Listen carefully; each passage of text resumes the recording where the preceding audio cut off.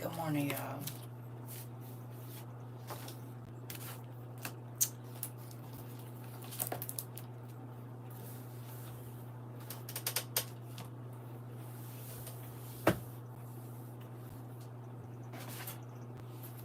Good morning, everybody.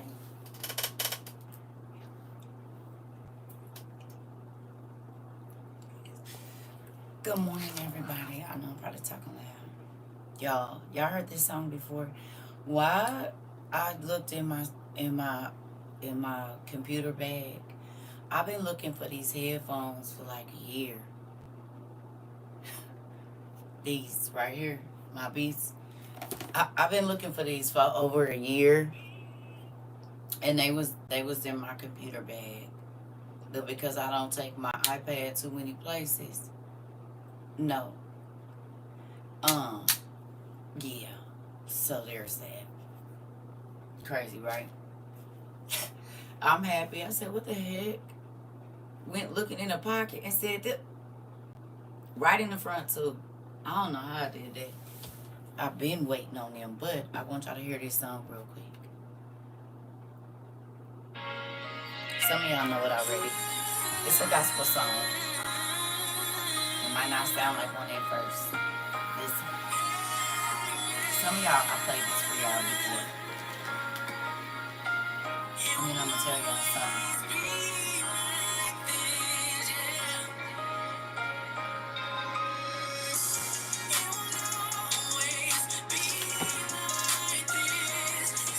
Good morning.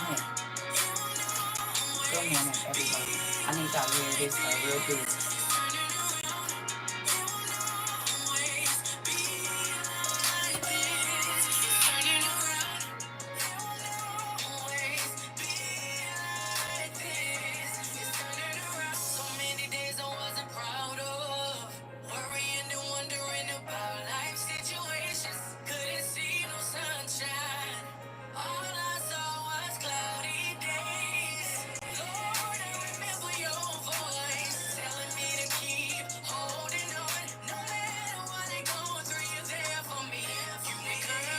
Listen, this right here,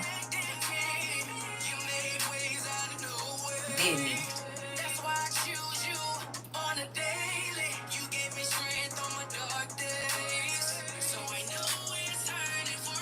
Y'all.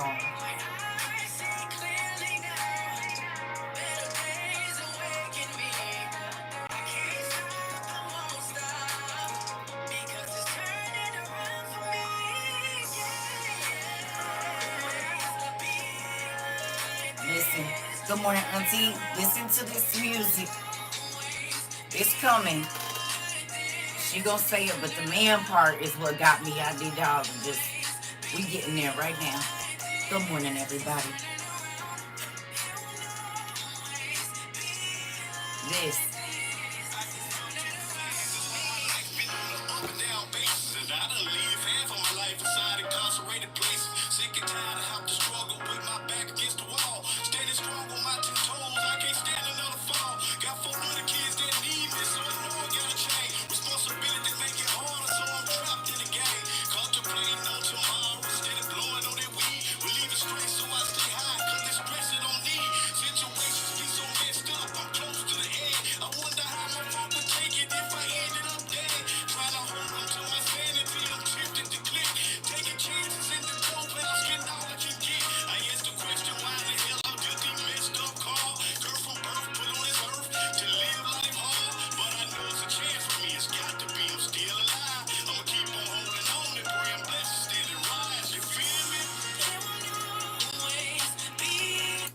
Y'all, when I say that bumps in the car, if you got nice beats in your car, baby, listen, you will be doing 80 before you know it. Slow down. It's called It Will Always Be Like This, I believe, by Quandra Banks. You need to go on and get some of that this morning on the way to work, baby, and pay attention because it'll have you in a whole different zone, I promise. Or if you got to clean up, put that on. If you going through something, put that song on. Baby, listen, it'll have you all the way somewhere else. Listen, talking about if, yes, Keish. Girl, stay light on that pedal, cause it'll have you smashing like you running through the hood, nigga. I'm trying to tell you, I was listening to that. Look, I had to go light on the gas pedal. The music is so clear, it's so crisp, it's so clean, and the beat. Ooh, if you got a nice system, yeah. If you need that good bump in the morning, that one right there. If you need to remember and have all of everything at the window shaking, that right there. And listen, honey, it's gonna take you all the way down through there. I promise. It'll have you hyped up by the end of the play it two good times. Just play it two good times, baby. I'm trying to tell you to have you all the way together. Cause I sure got me something this morning. A couple of times I said, oh yeah, this is what I needed. So I'm sorry that I didn't come back. I was so exhausted emotionally and, in my body that are you asking me, can I tell you the song? I don't see not now, man, or Miles.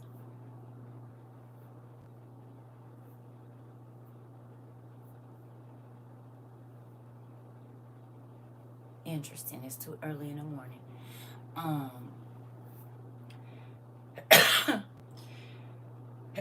Excuse me. Oh, okay. It's called Turning Around. I'm sorry, it's called Turning Around. I'm sorry, not it won't always be like this. Excuse me. It's called Turning Around by Quandra Banks. That's Turning Around. Okay, so look. Remember when I told y'all that they playing on my SM stuff, right? And I said they playing with all of our SM. Remember? Who remembers me saying that? I was saying it yesterday and I've been saying it. Y'all wanna know something crazy? I got an email from our new place where we at. Okay, auntie, look at this. We ain't been on over there for almost 2 weeks, right? Right? It's almost been 2 weeks since we've been over there. We've been over here visiting and door knocking for about 2 weeks. At least a week and a half, right? Right. Do y'all know I got an email about a violation about a live that I just had talking about 3 strikes and we gonna get rid of your account? We ain't even been over there. We ain't even been over there.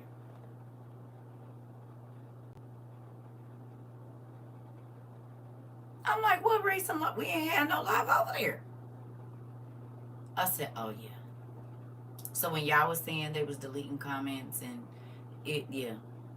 Cause what did we even talk about the last time? I can't even remember what we talked about the last time we was over there. They would get some type. I said, this is crazy.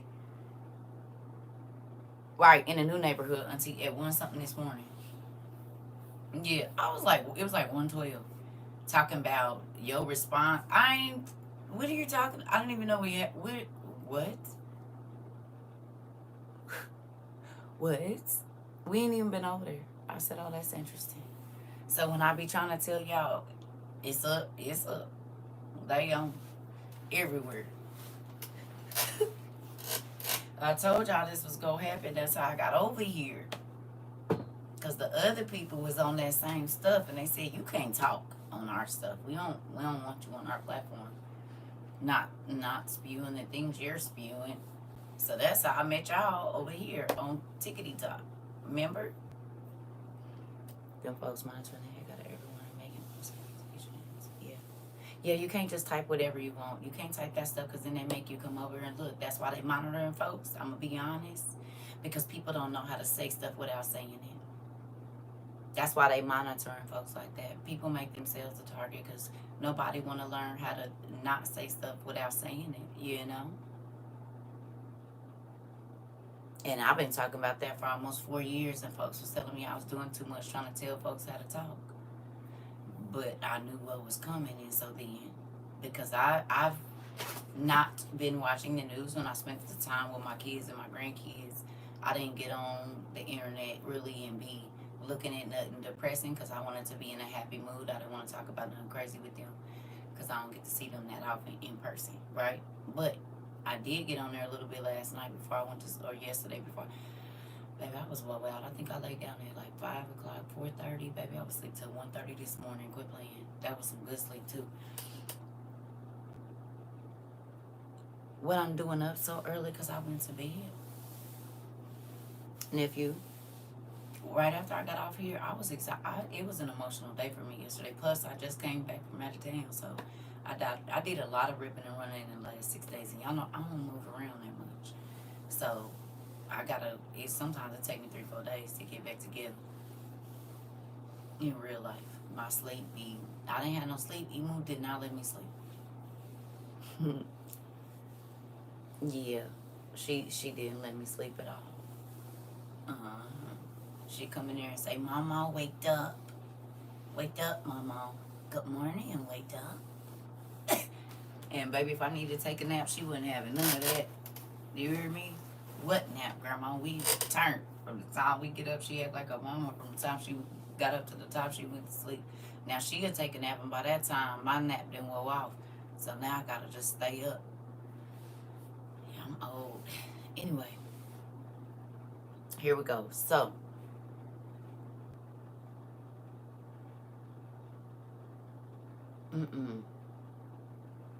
Because I like to go to sleep with the TV on, and she can't go to sleep with the TV on. We can't sleep together. Her mama said she's not going to go to sleep if there's any TV, any radio, anything. She has to have complete silence. And Grandma got to go to sleep with the TV on. I need to hear something. So I put her to sleep, and by the time she go to sleep, I can't go to sleep now because I need to turn this TV on. She's not going to stay asleep. Yeah, nephew. So we can't sleep. She got to sleep with her mama because they got to sleep in a pitch black room. I won't be doing any of that. Now, my iPad is going to go off at a certain time, but it's still some lights like on my fan and different things in my room. Yeah, but dark. I don't sleep in the pure dark unless I'm exhausted. Other than that, it needs to be some light in here. Somewhere, I be tripping over stuff. I might have left my shoes right in the middle of the thing on the way to the bathroom. Girl, I got to have a light. I'm old. I can't see that with. So, listen, I'm going to keep me a light because I might kick my house shoes off and just lay down and be asleep and don't even realize. Wake up and be a day near unalive myself. Ain't nobody got time for that. I'm too old and I don't care. It's all right. Anyway. So, can I play something for y'all? And then all I want y'all to do is say, yes, we talked about it.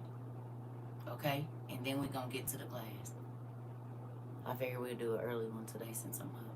I tried to wait because I was going to get on here at 2. And I was like, nah, I'm going to wait till they get up at about 5. It's 5 o'clock somewhere at 4:30 is what I said. Okay. Oh, Lord. Some of y'all probably already seen it, but I'm just going to share it with you all and see what y'all think about what this says to you. Protest in his county on Saturday. They have the right to kill you and notify your family where to collect your remains. He also said that they will send their dogs to bite you. To block an intersection or a roadway in Brevard County, you are going to jail. If you flee arrest, you're going to go to jail tight because we're going to run you down and put you in jail. If you try to mob rule a car in Brevard County, gathering around it, refusing to let the driver leave, in our county, you're most likely going to get run over and dragged across the street. If you spit on us, you're going to the hospital and in jail. If you hit one of us, you're going to the hospital and jail, and most likely get bitten by one of our big, beautiful dogs that we have here. If you throw a brick, a firebomb, or point a gun at one of our deputies, we will be notifying your family where to collect your remains sample, because we will kill you graveyard dead.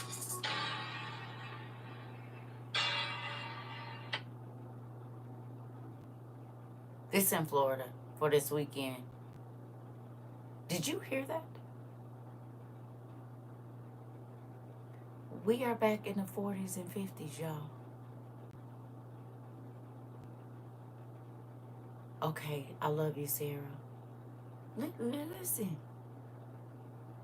There are mass protests planned for the 14th, which is the same day as Trump's birthday. military parade. And some states are allowing protests to happen, but some places like Florida are now saying you cannot protest here, which is part of your First Amendment right to the right to assemble. And Governor DeSantis also said that anybody that hits a protester with their car, they won't go to jail for that because that's now considered self-defense. And we also have a policy that if you're driving on one of those streets and a mob comes and surrounds.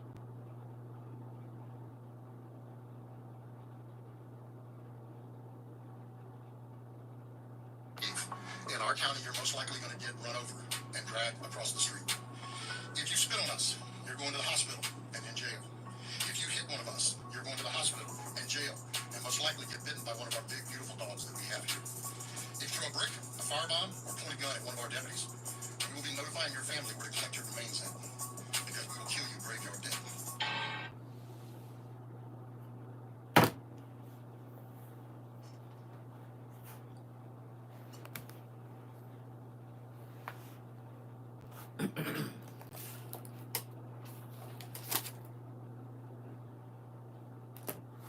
Hello, my name is CERCA TROVA.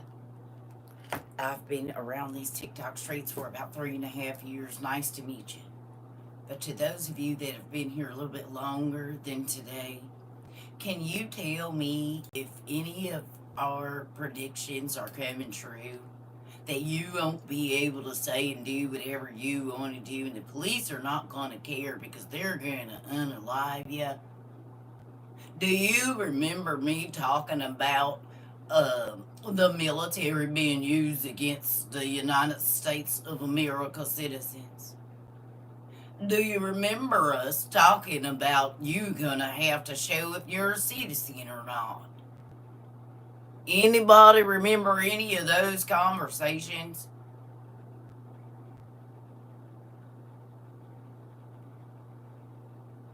Anybody remember those people telling me that I was a false prophet?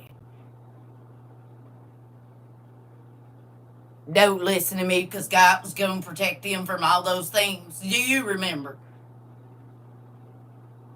And those things are about 10 years out. We don't have to worry about that because the Lord will be and come before that.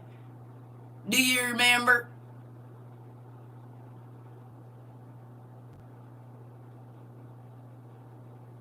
Any one of you?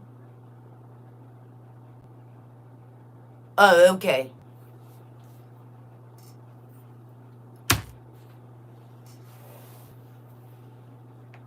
Crazy. We talked about your rights being stripped away. We talked about surveillance. We talked about all of it. And looky.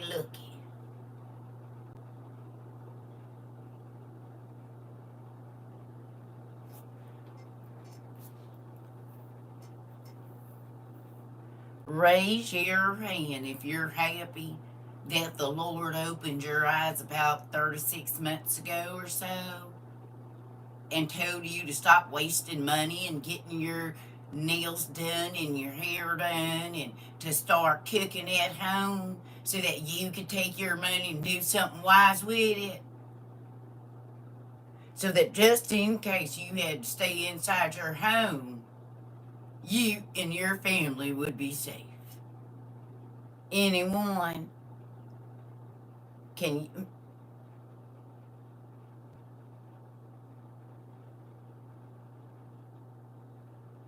Anyone remember us talking about devastation and catastrophic experiences that the world has never seen before? Anyone remember us talking about that? Everything, literally everything we talked about, even years ago here, has come to pass. It's coming out. Sometimes it's a little spooky. Our Heavenly Father is with us, and we have more knowledge. Come on. I told you this time was going to pay off, honey.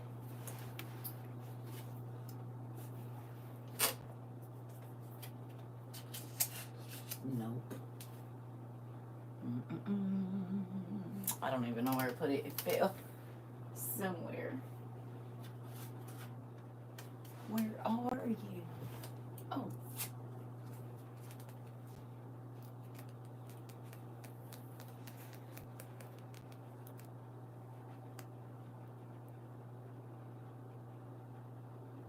If it still feel like this was wasted time, still feel like the time that you spent here studying and learning,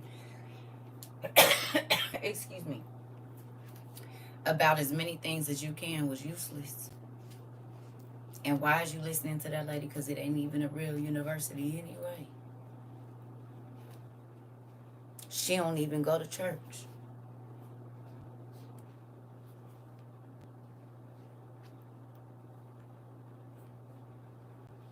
Yes, ma'am, I do everything. I'd be mind blown to see the things happening, and we talked about it before it happened.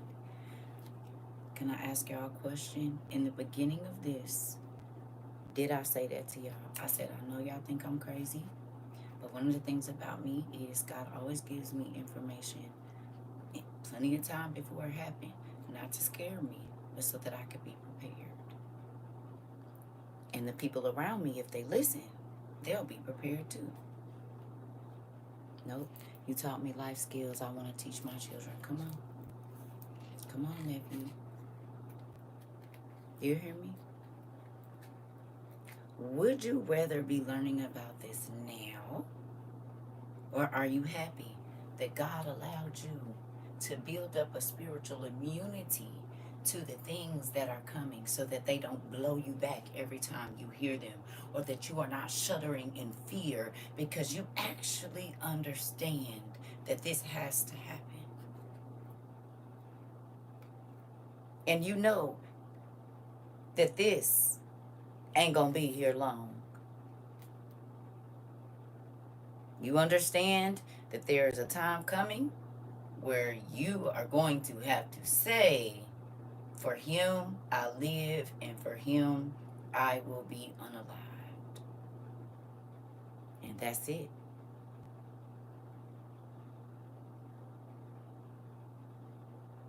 You gonna have to make a choice.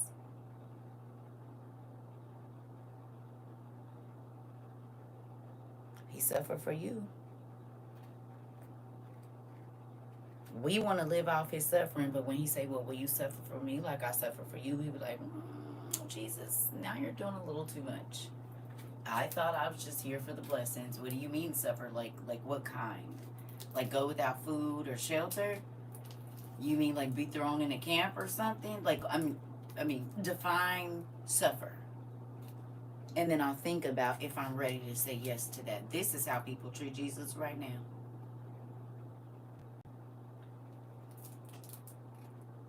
Downsize. God wants me to be blessed with all the big things. And does he really? Interesting. I just hope people's this part, Lisa. Listen, I just hope what you say you love about God is real, because you about to have to prove it shortly. We put stipulations on what we do in return. Come on, y'all give him that son time. We love, and everybody know that ain't the kind you want. You want it to be available whenever you need it to be available. And he want the same thing from you. But y'all don't be giving him that. I didn't used to either. I be understanding. Now I be like, I had a dream. And my family were set on fire for saying yes to Jesus. It happened so slow. Ooh, I hate them dreams when you can't get out. And and then if you try to wake yourself up, he'll make you lay down and go right back into it. He said, oh yeah, I wasn't done. You need to see this. This the movie you need to see right here, right now, at this moment. I be like, oh. I thought he sure will let you know. Now I'm doing my bathroom scroll, and you up over here? Good morning. Headed to you too. Good morning. I am. I've been up since 1 because I went to sleep. And I was up. I slept till 1:30 in the morning. Woke up thinking it was 9. I said, oh yeah, well, there's that. I needed to be reminded about the suffering at this time. I'm going to tell y'all something. I told y'all, one of the best classes I think I've ever taught, I taught recently about his sacrifice. I ain't gonna lie. Now, I don't normally be, whatever. But that one, it did something to me as well. When I asked y'all to go watch the Passion of Christ, that message, it was, to me, one of my favorite class. Like, I don't know the word I'm looking for, but it was one of my favorite ones. Out of all the classes that we done, you said that was you know what? Can you just agree with me, niece, that it was just a good class? Do it always gotta be so? Dang. Y'all be making the people think that I'm brutal and violent, and I'm not violent. Well, maybe sometimes, but we can't beat the fish over the head. We gotta use a hook and just hook them in their mouth. Y'all be making me seem like I'm a cave woman.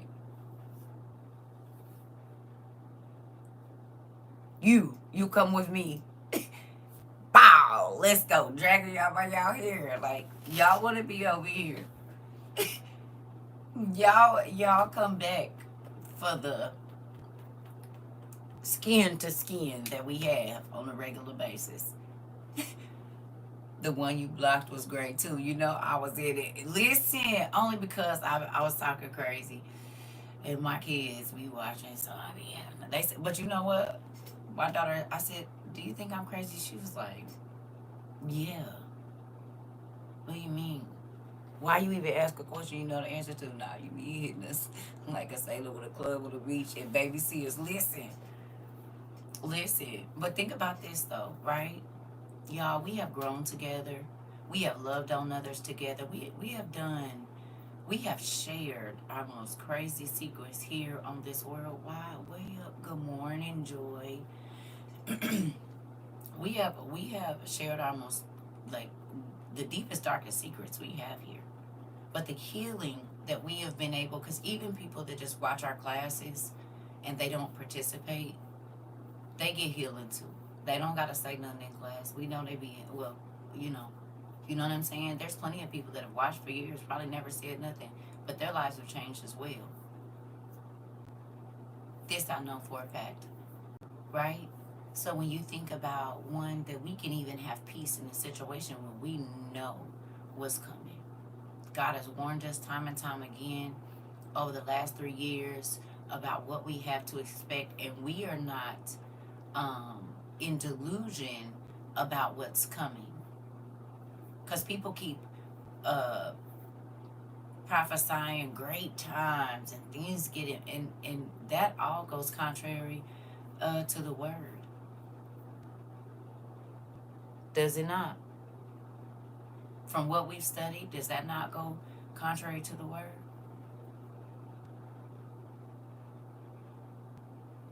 For people saying that everything is going to go back to normal after a certain amount of time. Do you believe that? Right, Joy? So be careful. Because it's a lot of folks saying a lot of stuff, baby, but a lot of people don't want to say what it really is. They not.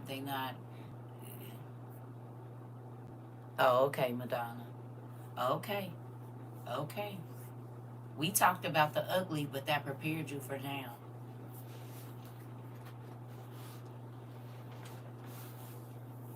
You said you don't believe that we're not ever going back to normal. You don't believe that? So you believe it's going to go back to normal?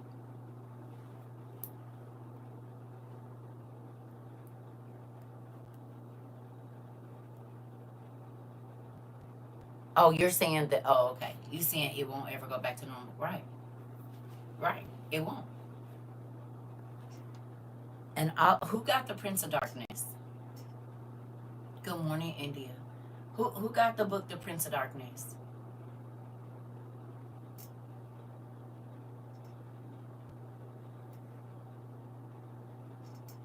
Anybody?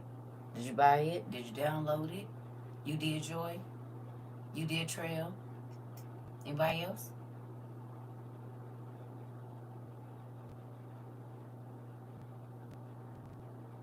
You did, Sarah? Okay. You did, Big Price? Okay. Do you see it? You all right? You did, Honeybee? Do you see it? If you skim through there and God took you to specific things, you have it and you did. Okay. It's okay, Michael. Good morning, Isaiah. Yeah.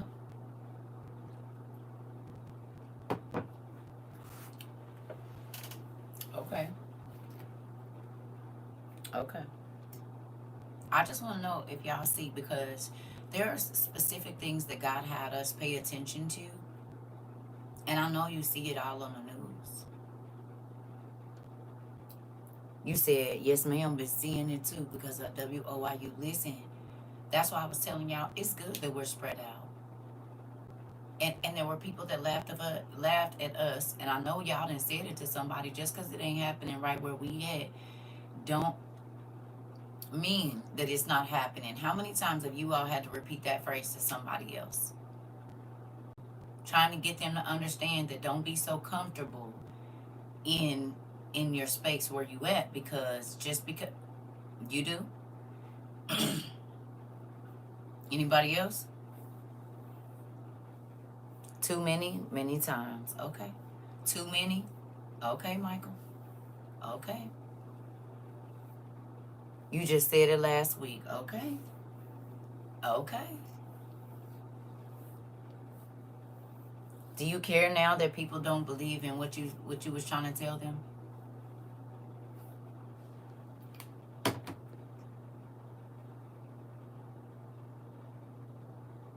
Hey?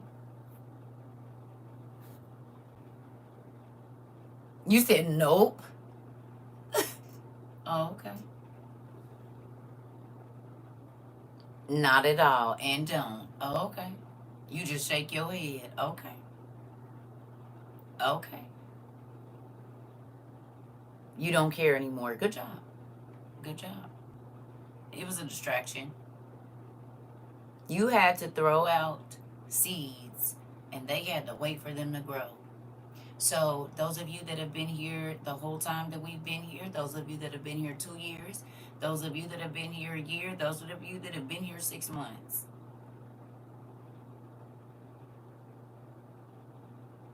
that's the time it took from when you became a student at We Outside International University and you started texting everybody, screenshotting everything, posting it on all your social media, sending it in your family and friend group chats.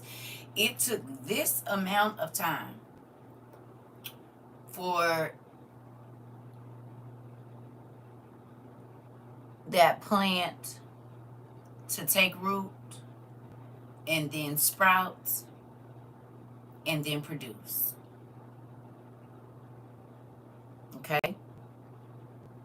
There are things that you told your family members and your friends and the people at your job and the lady at the store and the people on the phone when you was talking to them about whatever your bill was, and you just so happened to talk about something and they heard it, and then they are now seeing the product of your words. And that's the name of this class, is Word Seeds. So if you can write that down, if you're driving, don't worry about it. Y'all know if y'all cooking, you're not at home, you're not by your stuff, you do not have to tell me. Just when you get time, come back, watch the class, write your notes.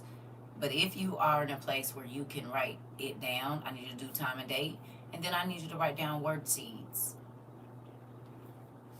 We might bring out the board since we got some new markers. We got some new markers.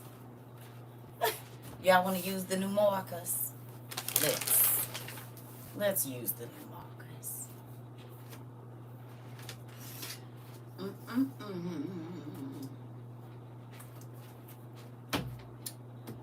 Word seeds, yes.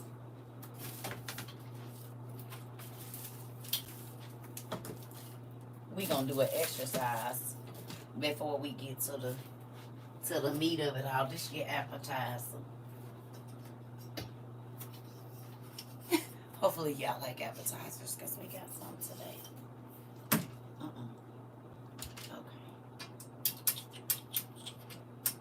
Come on. There we go. We don't use this as much as we used to.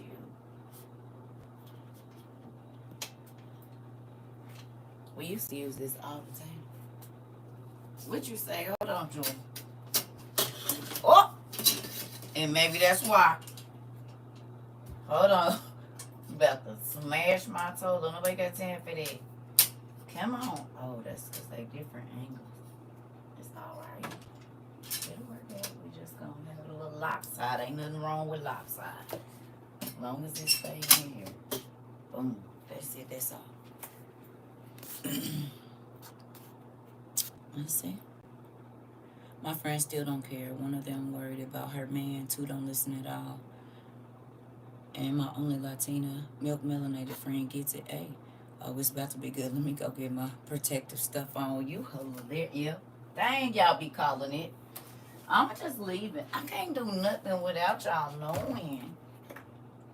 Now, this came with a pumpy thing. Oh, there we go. A spray thing. Alright, let's get, and we got some new markers. Thank you for the new markers and the whiteboard cleanup. We are grateful here at the university for all of our stuff that is provided. Boom, okay. Alright then. Well, go on in there then. And it renews it. What? Okay. Oh, we got two nice boards now. Well, come on in. Thank you. I think it was Auntie Judy or Auntie Sandra. I don't remember which one, but thank you. We needed it. Okay, so that means I can get all that off of there too, right? Good job. Okay, here we go. Word seeds. We're going to use black just because it's better. Let's see what we got here. Oh, shoot. Is that the same? Or RB? Okay. That might be the wrong way. That made it clear? You see it? So we're going to do it this way. So it's taller. Did it turn around for y'all? It did. It's backwards. It's right. Okay. Here we go. Dang, that's clear. Y'all see that? Y'all can see my bathroom door. Y'all already know my handwriting sucks. Just get over it. All right.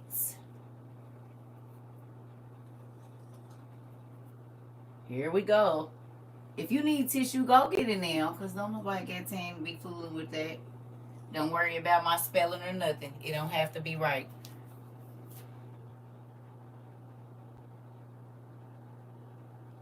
There we go for y'all. Okay. Oh, it is. It's always going to be backwards over here.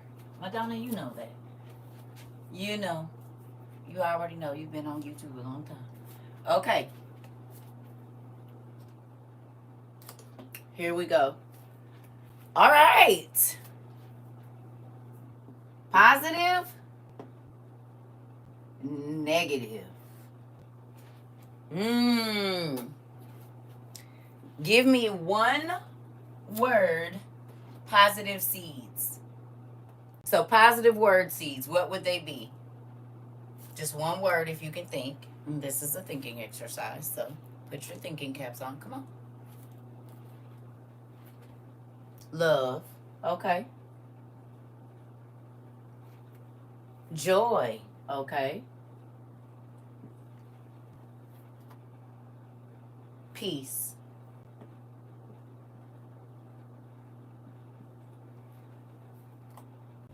Kindness.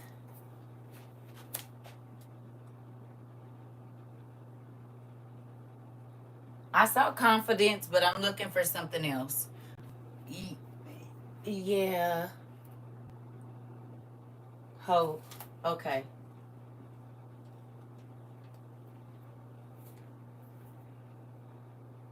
Effective. Okay.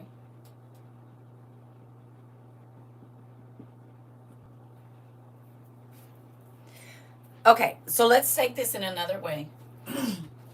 Okay, here we go. Wait. Rewind. Okay. Think about if you are talking to a person, what words that are positive would you want to hear? Okay, so let's get this together. Hold on one second, because I want to redo this. I get that, but we going in a different direction. It's the same direction, but just a little bit different, okay? So we got those. Those are the basics. I need you to dig deep for this exercise, please and thank you. Okay, here we go. Again, let's start over. Are you ready?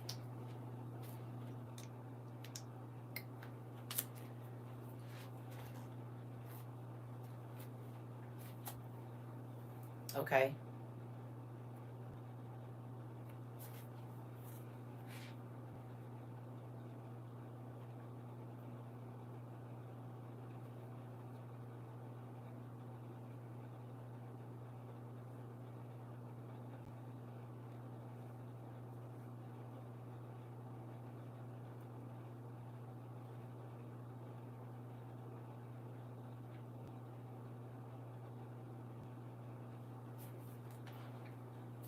Okay, you can do two words. If someone were describing you to you, what would you want them to say as words to you about you? Like, are you a good person? Um, are you helpful? Are you happy? Are you're very generous, okay? You're positive, compassionate, okay, okay, okay, thoughtful, okay, oh, okay, funny, okay. Here we go. Now y'all writing too fast, so we not gonna write them.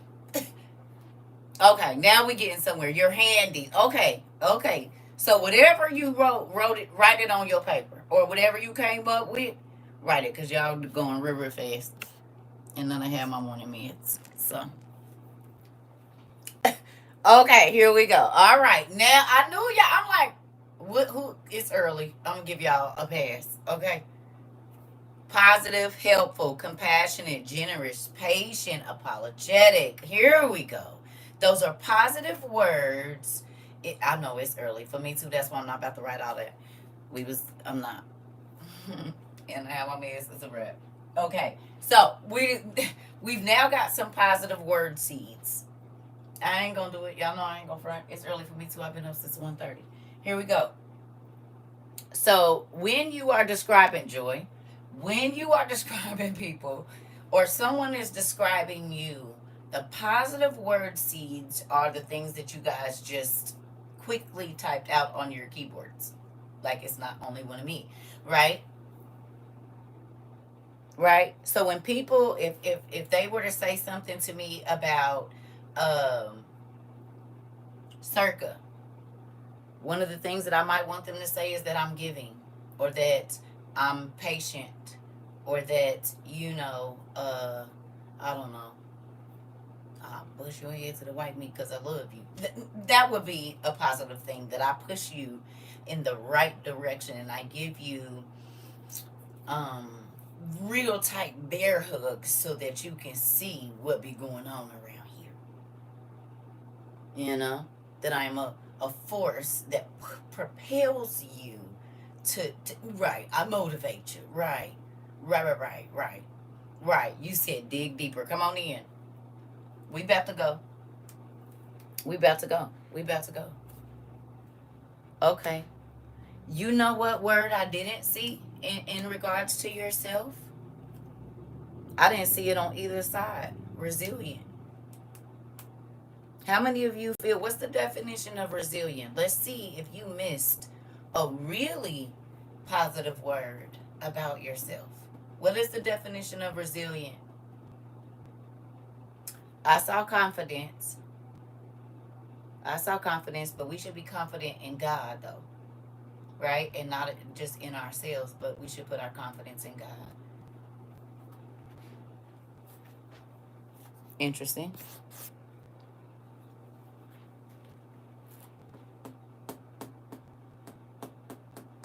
Let's see. What we got? A person or animal able to withstand and recover quickly from a difficult condition able to recover from difficult situations. How many of you got people that is still trapped in 1979? They ain't even seen a person in 20 years. And if you give them the opportunity, let them get a little Jesus juice in them, you really about to know every bad thing they've ever been through in their entire life. And they are still living in that moment today. Anybody? Talk to your homegirl. And if you bring up her ex, you about to see a different person. You can tell that nowhere near healed because they still living in it, because they still checking his page, they still, or her page, or whatever else it is. They are still completely just right consumed with what was stagnant. Oh, that's so good. Whew. Okay. So being able to recover quickly is a superpower. Because if you let the devil sizzle, he gon' burn some stuff up in there. Your joy, your hope, your peace, your everything. Okay? Now,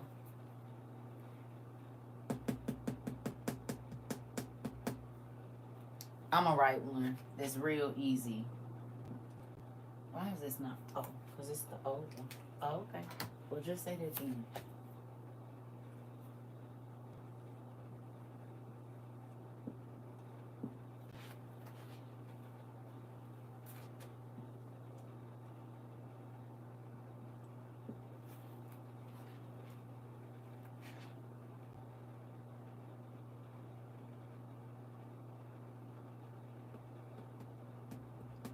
It can't happen. It won't happen. What negative words y'all got? What's some negative words that you speak over your situation, over other people's situation, might?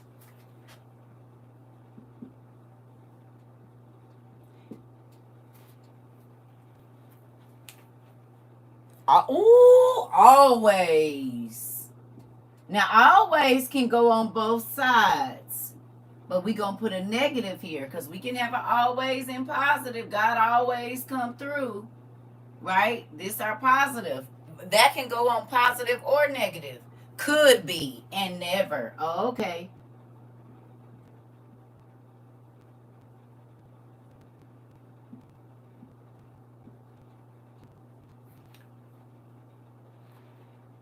Okay. Doubt. I doubt it. Okay. Somebody say, oh, this going to happen for you. Say, I doubt it. Okay. Shouldn't. Never. Okay. Here we go. Now, what's the definition of can't? We're going to go through these simple words because they mean something. What's the definition of can't? Cannot. But what does that statement mean? Simple things. And we don't even, I know. But I'm saying, what is cannot or can't? Not having the ability to. God said, I can do all things. There's nothing I cannot do. Can't. Impossible. Ooh. Unable. Interesting. What about won't?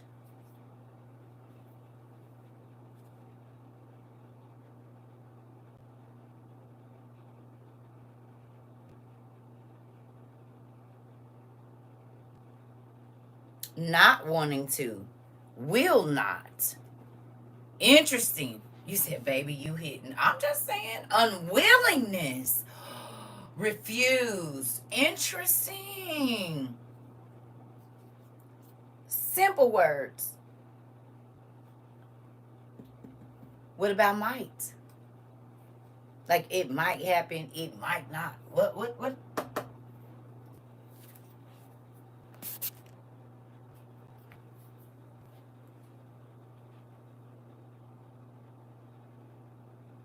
Maybe. It can be neutral. It can be on both sides, but not certain. Lacking confidence. Interesting. Unable. Interesting. Now, always, God always comes through positive. Or it's always something negative. Used to express a present condition of contrary to the fact, if possible. Okay, look at that now. The positive is God always comes through. The negative is it's always something. So when you say it's always something, not always something good, just always something. This is always something good. God is always doing something good for me. That's the plus. The minus is it's always something. This always something is you saying it's always something bad. You just never say it, you think it. But the Bible says, whatever a man thinketh, or so is a man thinketh, so is he. That's what you're going to get. So if you always say it's always something and you just don't say the bad, guess what? Your thoughts produce. So next week it is going to be something. And it might be something later on today, because in your mind, even though you didn't say it's always something bad happening, you said it here. Because you probably, your body, oh, it's always, whoa. Oh, okay, so you already put negative energy. Why you didn't say it's always something good happening? Or God always comes through, so I'm not even going to worry. Here it's two always. But what are you putting into your situation? You always going to do this. So then why you keep asking them to change? If you are speaking over their life that into eternity, they are going to be like this. The expectation is negative despite it not being an entirely negative word. Okay. Word seeds. How many people had a person sow a word seed into them that they were ugly? Not good enough. Never be nothing. Ain't gonna be a good wife or husband.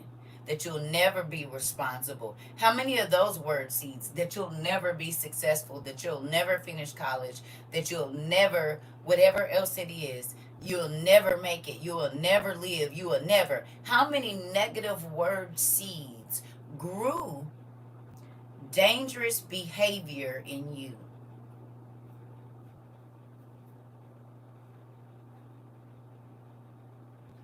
Because they're both seeds.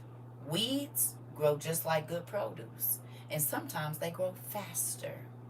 And they choke out the good. We know this. So if they get to you before 10, and you've heard negative, negative, negative, negative, negative, negative, negative, negative, negative, negative, maybe one positive, maybe one positive at school, negative, negative, negative, negative.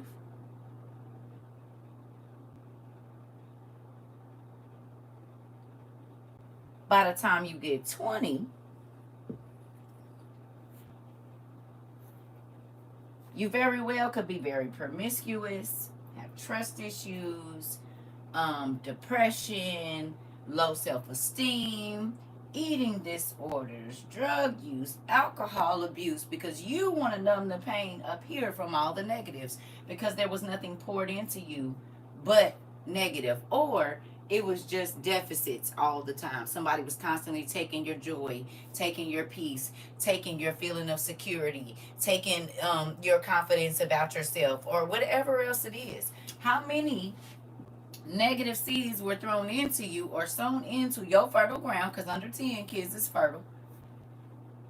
And what I mean by that is you can instill so much into them and it will grow into amazing things. Okay? I wasn't graduating when I was on the phone, inviting my family to my graduation. I know that has played a part in my life where I shared the thing. My mom tried, but the grace of God didn't hold. Okay, here we go. All right. Now,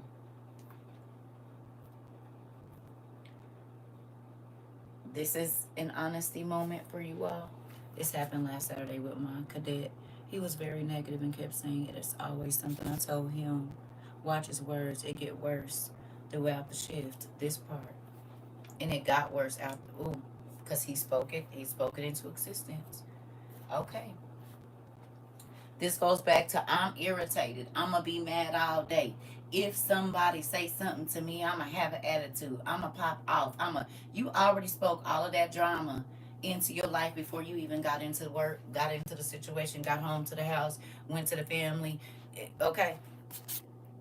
Yep, grew up in a tumultuous household and never really knew peace. Now I'm grown and peace feels suspicious because I'm not used to it. This. Now,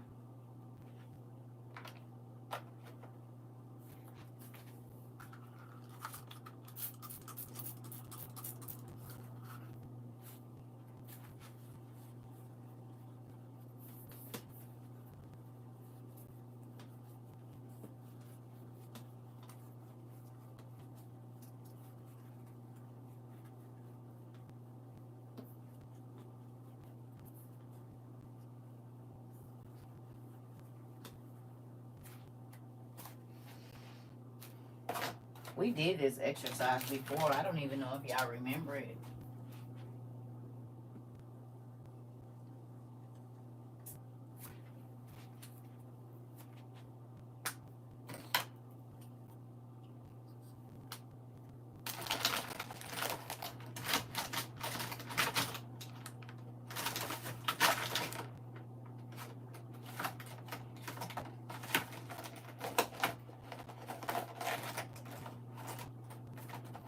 All right, we're going to use purple as the dirt. Okay, here we go. And no, I'm not an artist, so get over it. It is what it is. And yes, I still draw my sons like this and do. Scribbled it in. There we go. Okay. Uh-oh.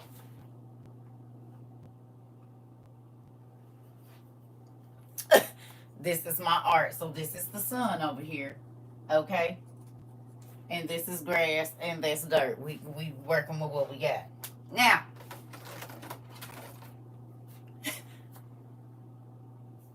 that part, Auntie. That part. Right. You remember. All right. So,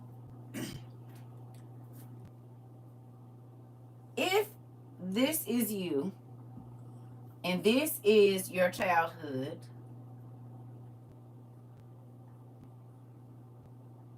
right?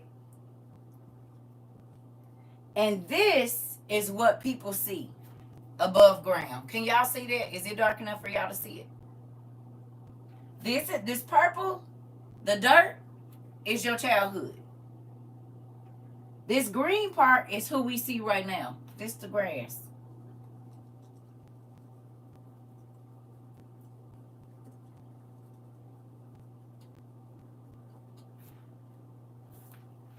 Okay?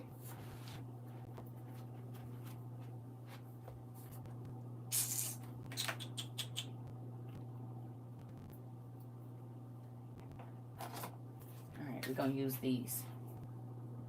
This is your roots. The stuff that don't nobody see. The stuff that you don't tell people. The stuff that happened to you when you was 5.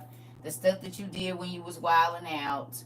Because you felt like nobody loved you and nobody cared about how you lived. And some of these roots, right, have now had weeds that have attached in here deep beneath the soil, and they have cut off the supply So these plants that are attached to weeds,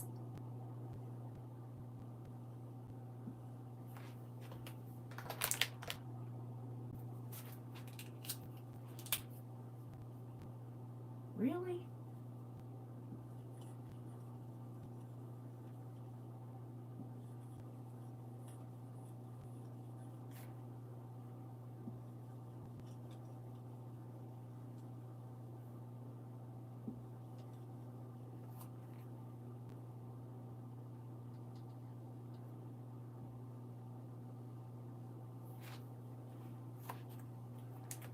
Good morning.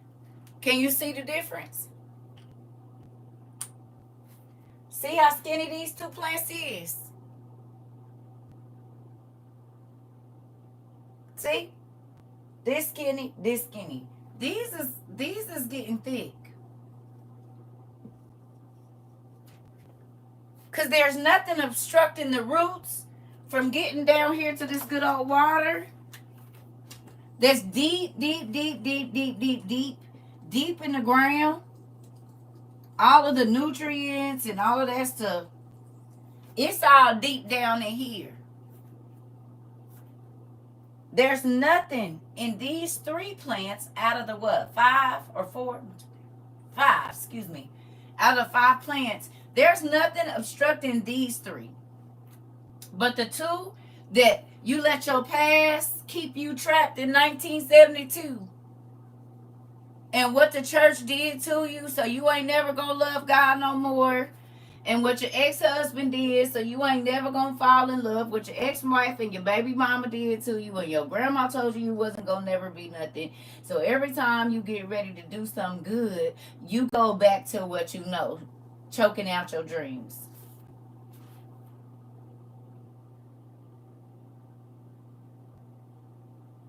You self-sabotage, and you hook up with people that's gonna siphon all your energy so that you can say you too busy helping everybody else to help yourself,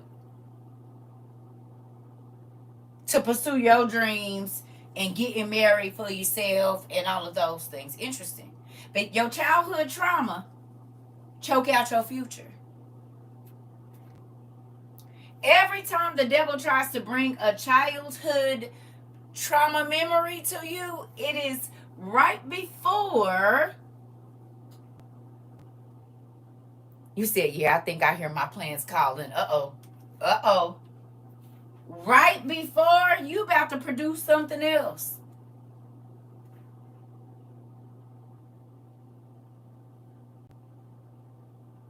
Hello? Look at it like this. You sow a seed of hope. Guess what?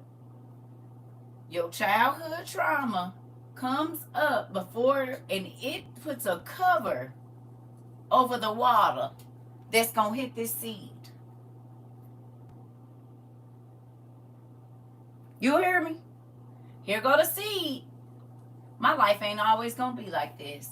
I am going to get married. I am going to finish school. I am somebody. I am beautiful. God does love me, and other people love me. I'm a good person, whatever else it is. And then your childhood trauma says, what water you thought you was about to get?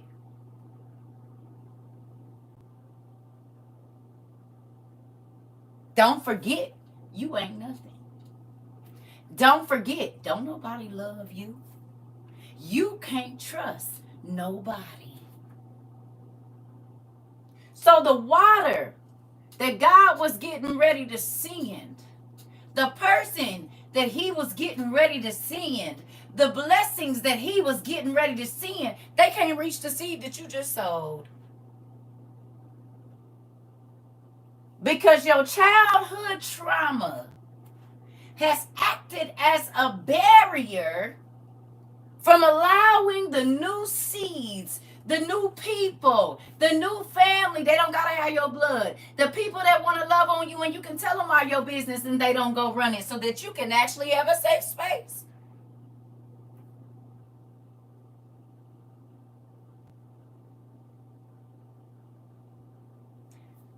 Ooh, here we go for this one. free love.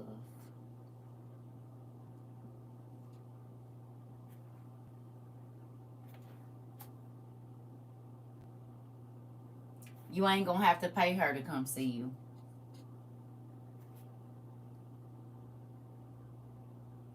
You said, let me go ahead and call the roof people because it's raining in here. Uh-oh. Uh-oh. You ain't gonna have to pay her to come see you. You ain't gonna have to always pay for her food because she gonna take the money you sent her and cook for you and bring it to your house and say, babe, we don't gotta go out to eat. I'm not worried about what nobody think. If we about to build a future, we ain't got time for that. Okay? When he asks you, do you need something? He don't want nothing in return but you being okay. Making sure your babies can eat. He don't gotta touch your body to do that. He ain't gotta see your noni or none of that in order to. He don't got to, cause the smile on your face to know that you're out of worry and distress. Oh yeah, that's gonna do it for him right there. You said free love. It don't cost you nothing, but for you to be you. Oh wait a minute. Here come my past again. My childhood trauma. You gotta get something to get something. I don't know why you acting like that. Ain't nobody giving you nothing because you just so amazing.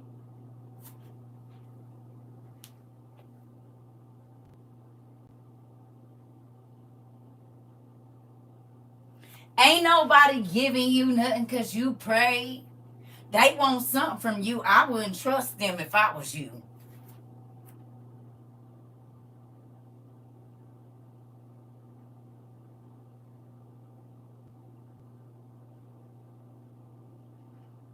I'm tired of transactional affection. Come on, baby girl.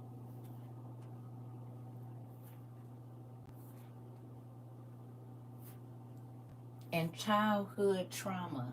Those roots, they go real, real deep.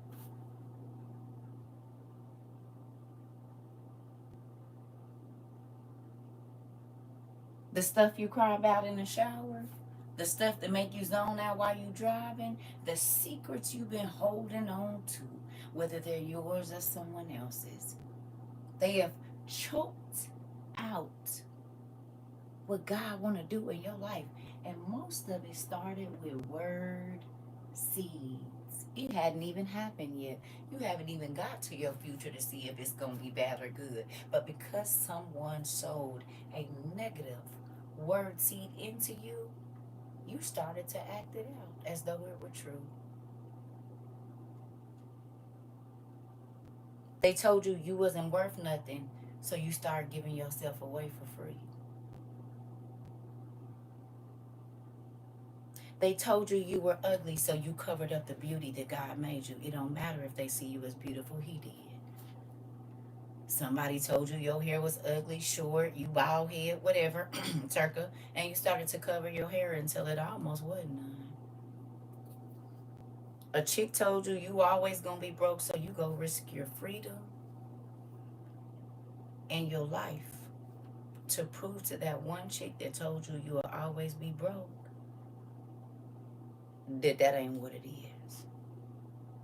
And so then you'll go and sit down for 60 to 100 years for a person you ain't seen in 30.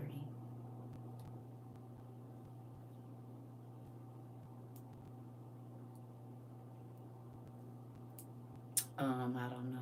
Oh wow. Hello.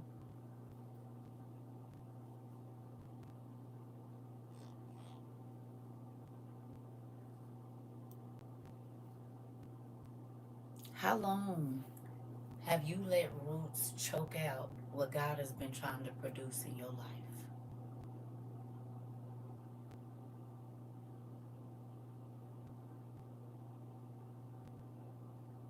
How long will what they said to you rule your actions and they not even in your life no more? You're not at that job no more. Why is you trying to prove it at your new job? Thank you, Rika.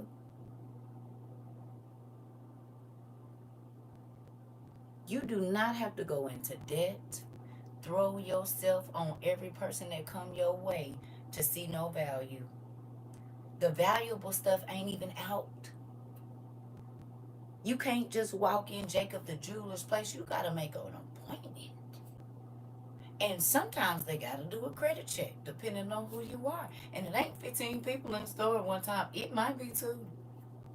Because everybody can't have access to valuable things. And whether you believe it or not, no matter how many times you've given your wealth away, your worth, guess what? You still valuable to God.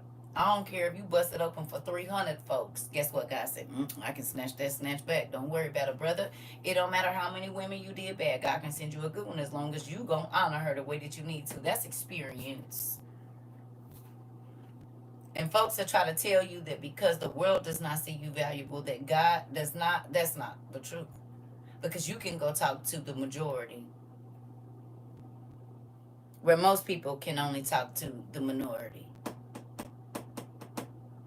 The small amount of people, because they ain't never did nothing. Well, then move out the way. I need to talk to somebody who has. I need to talk to somebody that mama didn't want them, daddy didn't want them. They was in the system. They was abused. They gave themselves away. They stole. They sold. You ain't seeing. I need to talk to the gangbangers. I need to talk to them people. I need to talk to the people that used to be a witch and now they don't do magic no more. I need to talk to the people that was in situations that God might not approve of and they got out or want to get out. That's the people I need to talk to. You over there that ain't never did nothing and you too saved and sanctified and ain't never move over.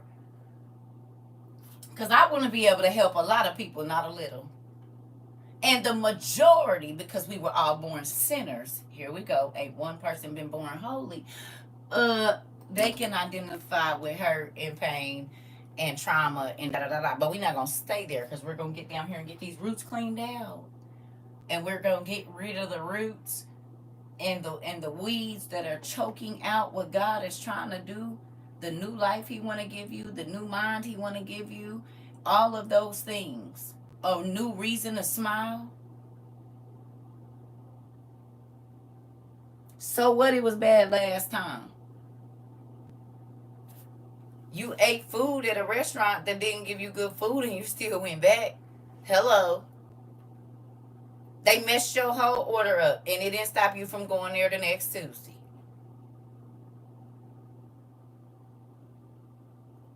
A new reason to live. Come on. Did it stop you from going back to McDonald's when they didn't make your McChicken double right? No. Matter of fact, you went in there and made them make it right. Oh, okay. And still ate the food. He said, let's go. I literally just wrote this in my letter to God from the homework. Okay.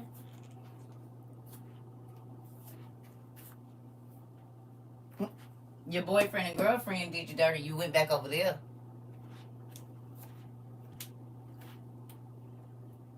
Cheated with your homegirl and your homeboy and your cousin. And you still went back. Moving on.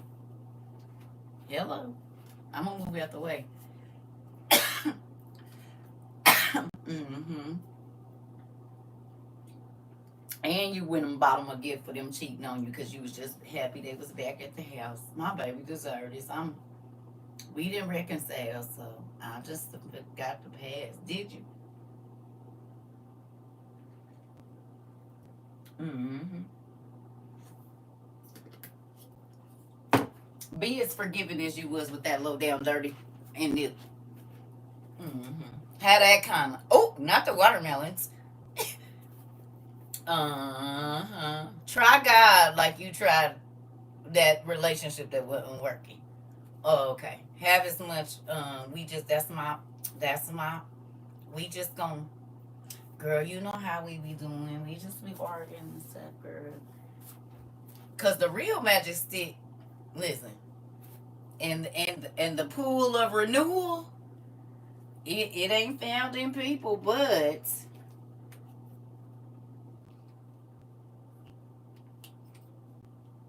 if you take a dip, you won't never go back. Mm-hmm. And his rod and his scepter, it got power to it for real. Hello? tripped out over some rides and you done tripped out over some pools of renewal, but not the kind I'm talking about today. Because it'll really make you refresh. You hear me?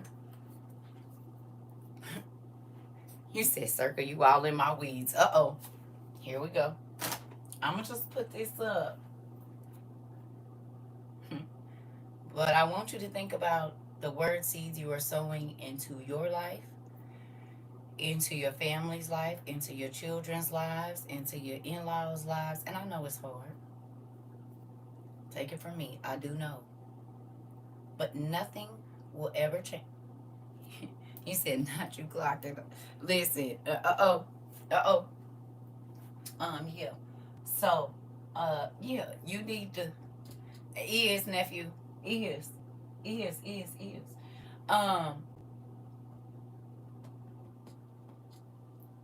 Pay attention to the word seeds you sowing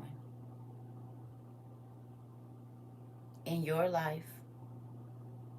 Because you got to water your own grass and put nutrients into your own grass in order for people to come by and say, ooh, what did you do? Your yard looks so nice. Your garden is beautiful. What are you using? What fertilizer? Ooh, honey, blood, sweat, and tears, prayer, isolation from things that I know I don't need to be touching. I done grabbed out all the weeds of the past relationships. I done grabbed out all the spray. I done got the weed killer.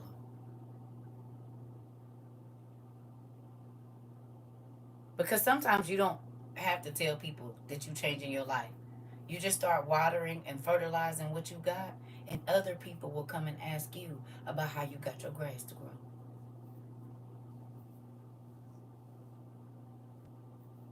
You cannot tell me that people don't think that you've changed, especially since you've been here. I don't know about before now. But the time that you've been in WOIU, I know your family members see a change. The people at your job, the way you respond, when you go in the store, how you talk to people, they see it. You don't have to tell me. I know for a fact, because you cannot work on yourself this long and deal with the issues that we do and not change.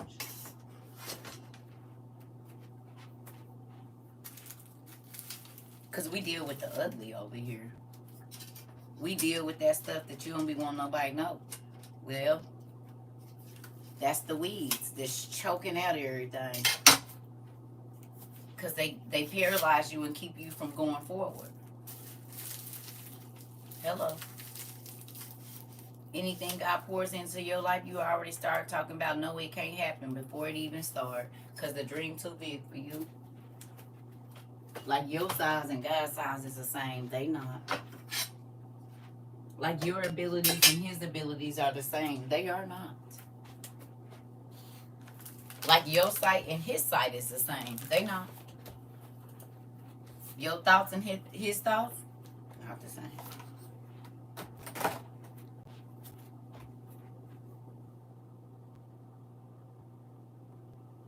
I'm trying to group therapy for a thing that happened to me before I rejected talking about what happened to me in front of others.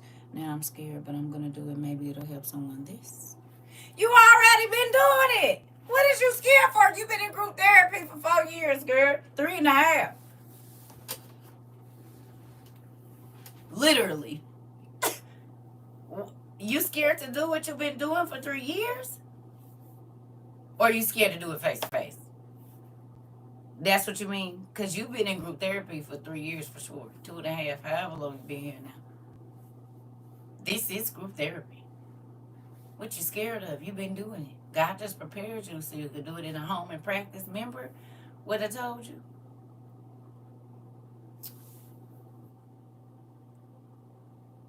Don't worry about it. Girl, okay. Listen, it's going to come natural because you've been doing it, pumpkin. It don't matter what the issue is. It don't. It's going to come natural because you've been able to do it. God allowed us. Remember I told y'all, before I started talking to y'all, he used to have me practicing like I was talking to people. But this was years before, a decade almost. Excuse me. And I used to be like, this is crazy. Who am I talking to? Ain't nobody even here. He said, don't worry about it. I just need you to get used to it. So when you get up in front of the people, it's not forced and it's going to flow freely. You already had to practice punking every day, pretty much. And you will touch other people's lives. Period. That's what we was put here for.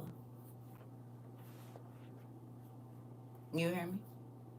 Now I'm gonna run to the restroom and then we're gonna finish the rest of this class. And you're gonna understand why what we just talked about just right now is every bit of just wait.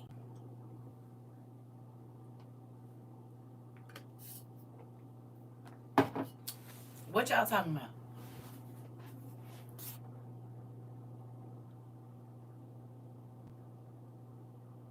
You said right at Joy didn't even wipe off the board, just took it down like we do. Wait a minute, which because we got the part two.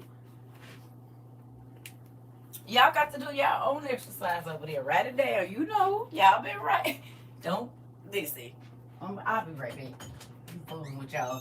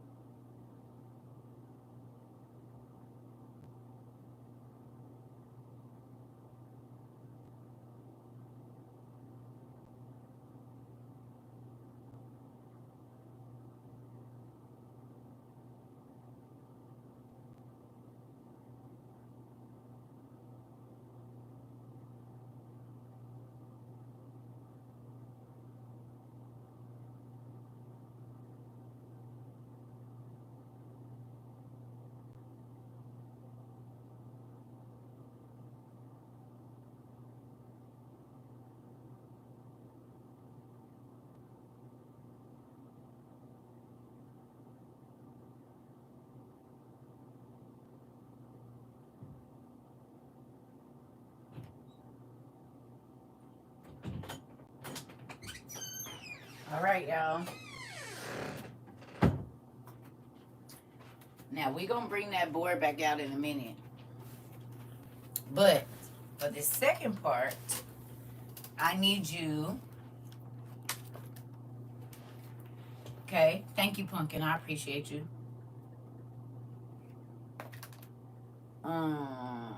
To go to my stuff be acting crazy. Come in, not that. Why are you not hooking to?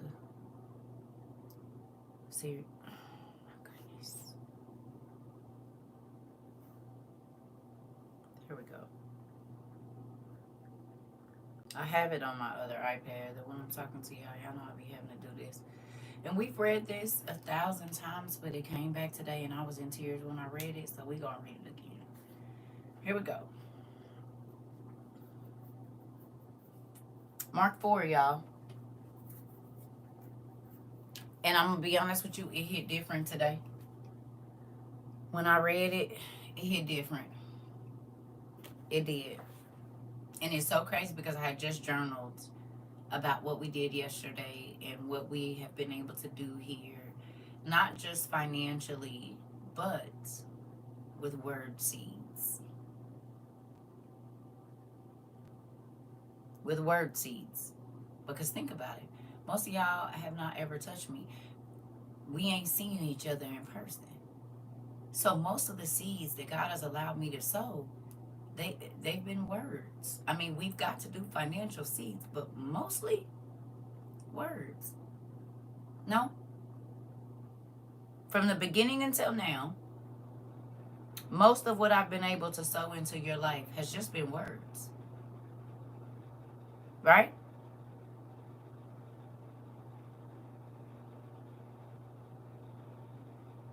Think about it. It's mostly been words. Okay. Let's look here then. All right. And this ain't going to take all day. It says, again, Jesus began. I'm in the NIV, y'all. Again, Jesus began to teach by the lake.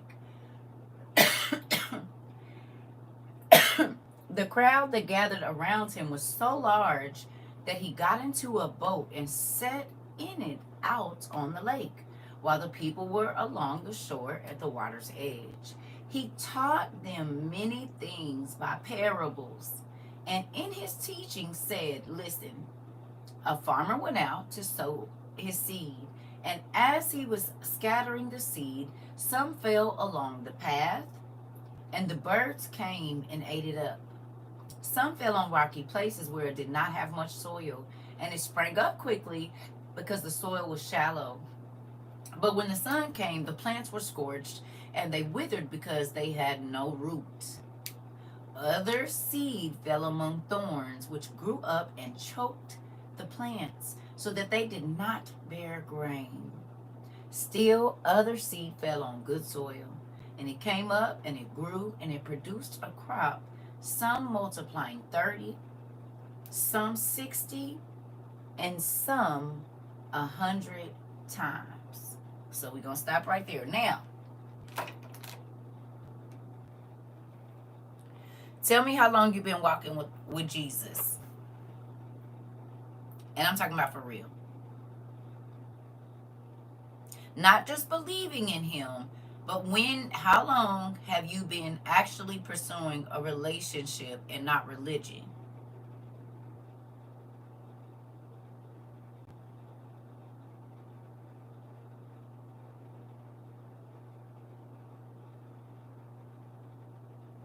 $15 years, almost 4 years.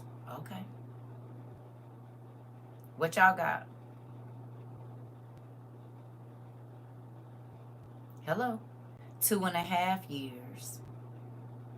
3 years. About 10 years now. Okay. What we got? 3.5 years. Almost 10 years. About 10 years. Since I was 19. 3 years. 3 years. Okay. About 6 years. Okay. Okay. Almost 5. Okay. Or about 5. 17. Okay. Okay. Now, let me get my shield. I ain't fooling with y'all today. I already see what kind of morning this is going to be. 15, 10, 20 years. Come on. Hey, Mari. Okay, here we go.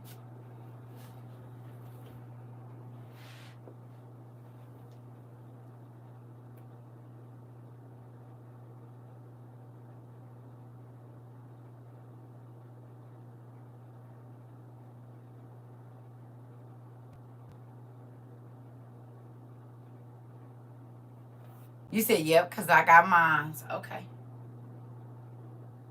Now, how long did you go to church?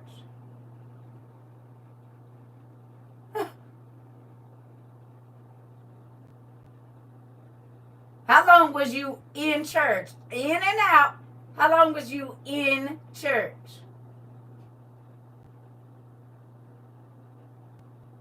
All your life. How many years is that? I don't know.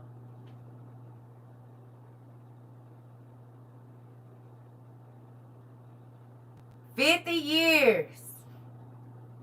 The first 22 years of your life. About 30, about 40, about 54. About 54, 42, 10 years, 4 to 5 years. In 15, probably 7 or 8, 19, 30. Good job, good job, good job. Well, you was in church. Okay.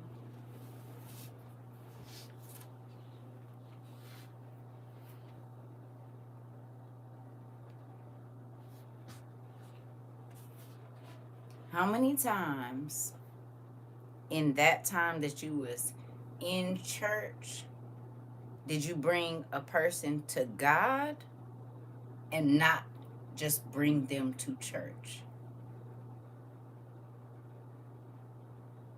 How many times did your relationship with God multiply? Because see, it's people that's been in church 30 years and they brought people to church, but they never brought nobody to God.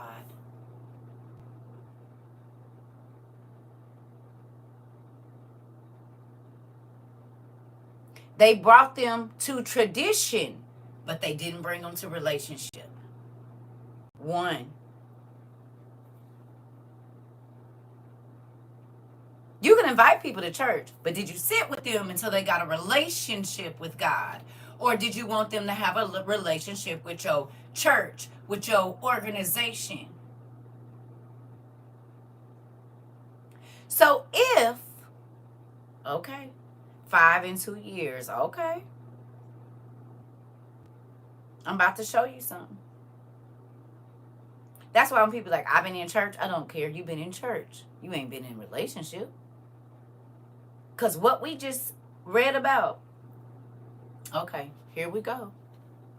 I'm about to show you why it's important. And we studied this before. So when people are like, I've been in church, that don't mean nothing to me. I'm about to show you why I don't. Here we go. Let's keep going. I'm about to show you why in church don't mean nothing. Auntie, right. Here we go. Then Jesus said, whoever has ears to hear, let them hear.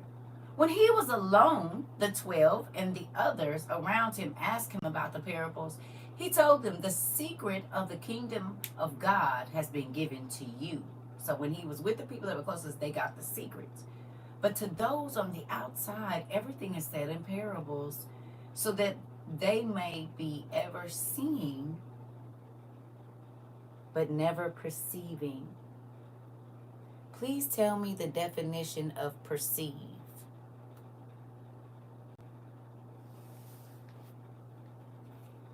About to bust your head to the white meat.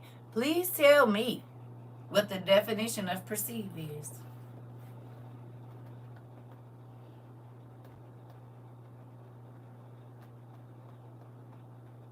To understand.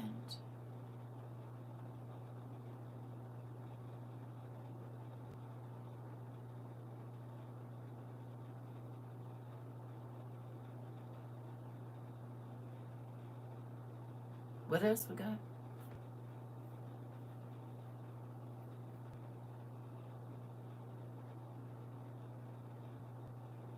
To become aware. Oh, conscious of.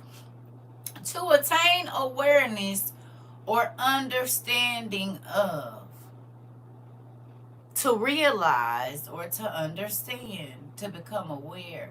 How many of you, and I know prior to that, I'm just going to say since you've been here, have become aware that you did not really have a real relationship with God. You had a relationship with religion. Can you just raise your hand if you, when you got here, found out, oh, wow, I don't really have a relationship with God. I got religion. Get out of my house, because I was just in my devotional and it talked about the perception. It talked about perception this morning. Here we go, monkey. Does relationship feel different from religion? Maybe when you was real religious, you was real judgmental. Maybe when you was religious, you was real stingy unless you was given a pastor or the organization, the building fund. But you would ride past a homeless person and think whatever you wanted to think about them. Somebody ran out of money in the line. You sit there and told you they ain't living right, because if they was, they had some money, not realizing that you was the blessing that was right there behind them that was supposed to give to them. My mom just asked me, how did I become so knowledgeable about the Bible and God? Listen, you said synonyms: scent, see, sense, smell, and taste. Thank you. Oh, you were self-righteous. Oh, I don't live like that. I never did that. I don't have to worry about that. Oh, okay. All right. Do you have a little bit more compassion for the people you see on the street now, no matter what their situation is?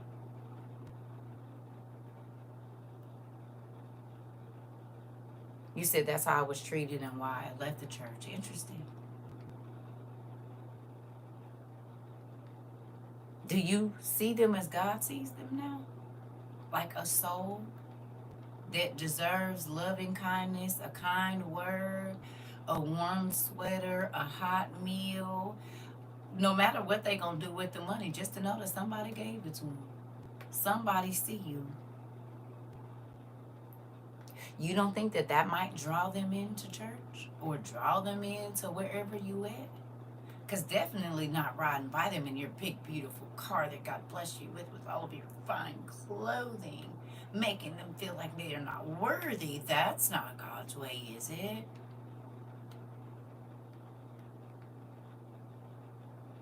And giving them a look like if you weren't the way that you were, you wouldn't be there. You need to get like me. You don't look at them like that no more, do you? Religion taught me to keep a closed mind, but I always had a feeling there was more to learn. Come on, Keish.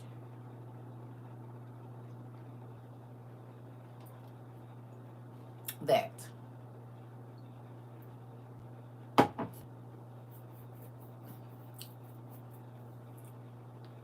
I don't want to tell what all I've done for others, but I hoped it was answered a prayer for them. This part.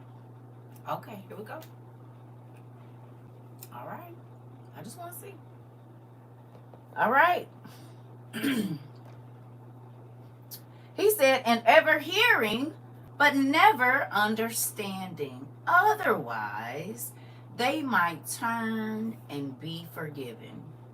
Then Jesus said to them, don't you understand this parable? How then will you understand any parable? The farmer sows the word. The word. It started differently and progressed differently and still growing differently. Church showed me a form of it, and he showed me the backstage work of it. Come on. This, Mari. I was fire and brimstone till I got here, and I was like, I gotta stop. I got a lot of cleaning up to do myself.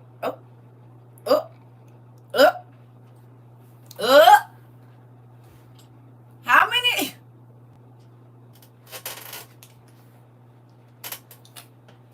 I already know how it go, but I'm just gonna ask it anyway. How many of y'all walked away with sadness in your heart after about the first 30 days of being in this class? Be honest. Because y'all thought we was about to get over here and do that church stuff, and then you had to walk away with Eeyore shoulders, and you slid down the shower and cried like on a Lifetime movie because you found out you wasn't as good as you thought, and you was way further away from getting into the pearly gates than you thought.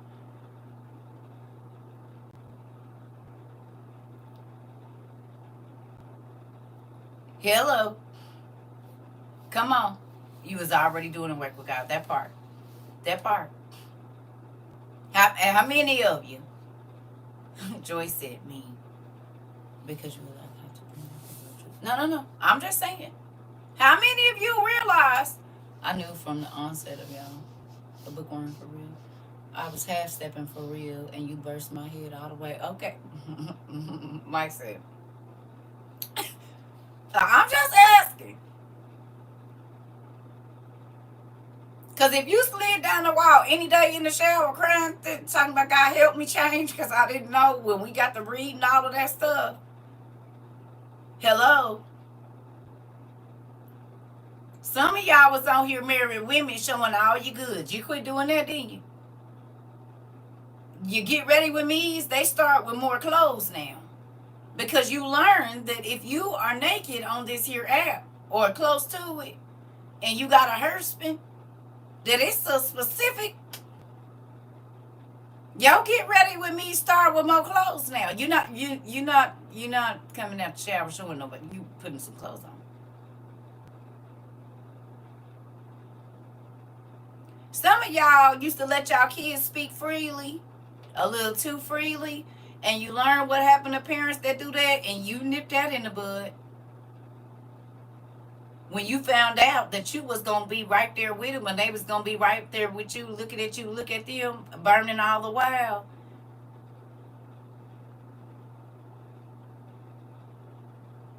You said I was shower sliding and crying after I joined. I know. Okay.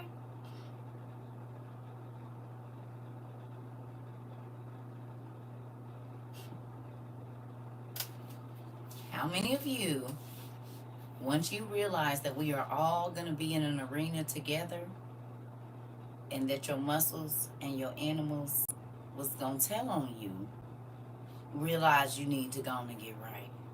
For real. Because you didn't know your eyeballs, the muscles in your ear, your tongue, your jawbone, like the jaw muscles, your fingers, your toes, and all the other organs, muscle systems that you have. You said, give me my roses back. Auntie said, I'm not fooling with you. Auntie, I just had them a little bit. I didn't even get a chance. And she said, give me my roses back. Give them to me. Not boulders. She went. Wait, first she was throwing roses at me. Now she throwing rocks. I'm just saying. Auntie. I'm just saying.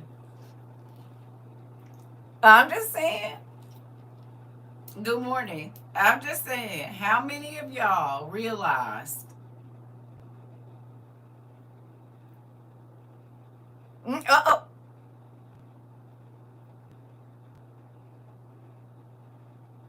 would you have rather stayed in the mindset you and that Baruch too, Auntie? Because it's the thing. When you understand that everybody gonna know your business, what you hiding?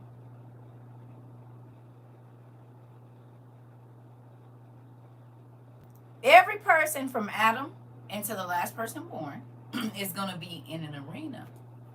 And you're gonna be on the Jumbotron. Your thoughts, your words, and your actions are going to be on display. Like TiVo with the captions on.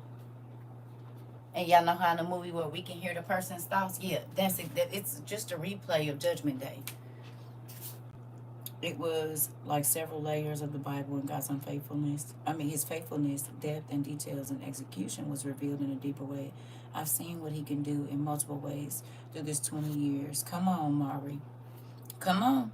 Me, I was sitting on the floor in the shower, bawling like a baby, especially the study of the Testament of the Brothers. Who found out? They maybe wasn't a good sibling. And you identified with one of Joseph's brothers and not Joseph.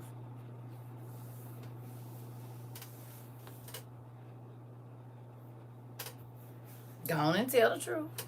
You might have been the envious sister or the envious brother or the one with jealousy in your heart for the relationship that your parent had with your sibling.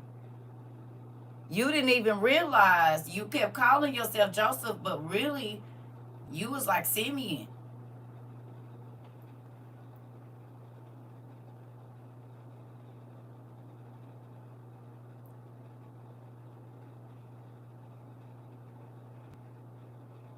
That used to be you. Interesting. Last 3 years with the school reminded me of just how faithful it is when I started to feel like it was only being truly seen and experienced on mission fields in other countries, other than here in the U.S. That part, Mari, that I believe that. Listen, exactly, because it's become corporations. They worried about big, beautiful performances, and souls is not on the list. That's not the top. Church used to be about souls. They would almost assign you a person that was going to check on you, call you, pray for you, a prayer partner. That don't happen now. But you know what do happen? As soon as you get to their website, they talk about you giving them some money. They tell you how to give before they tell you what they offering. I'm trying to tell you. You be like, wait a minute, I just want to see kind of what y'all do over here. Oh, okay, well, this is our cash app. This is, if you want to follow us on Instagram, you can give here. Well, can you give me what y'all talking about over there first? Can I get a little meal or something? Can I at least look at the food? I don't even know if it's going to be good or not. I ain't never heard nothing about this restaurant over here, this Holy Ghost restaurant. I don't even know if y'all have a well-balanced buffet over here.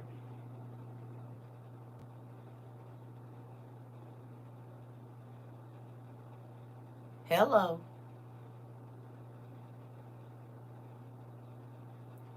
You said there's an app for that. Listen. All right, here we go.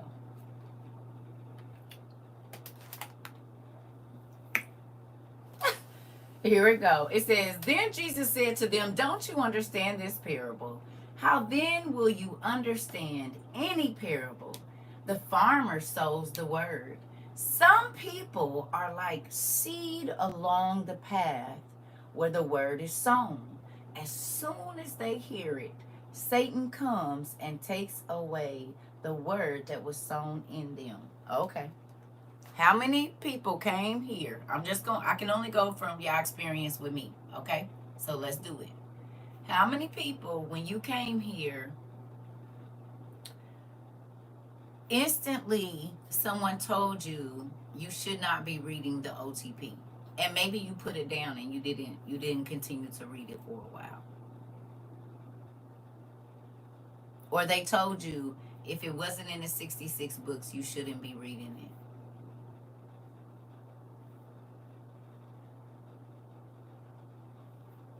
You, Steph? Anybody else? You, Jamila?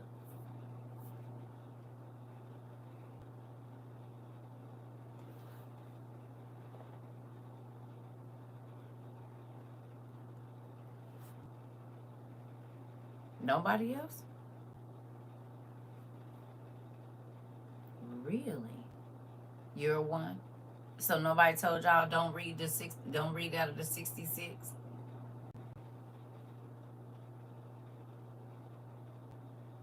They told you always reading something weird. You.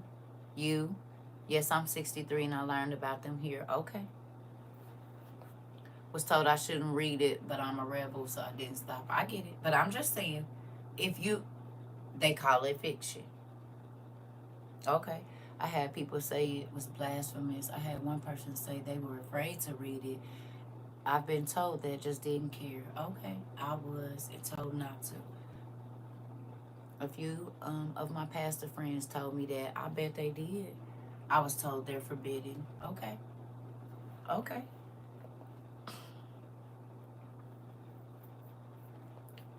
Do me a favor.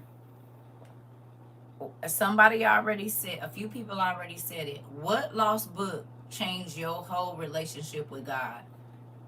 They felt that the Bible was complete, and I laughed. This part. Which lost book sticks with you most?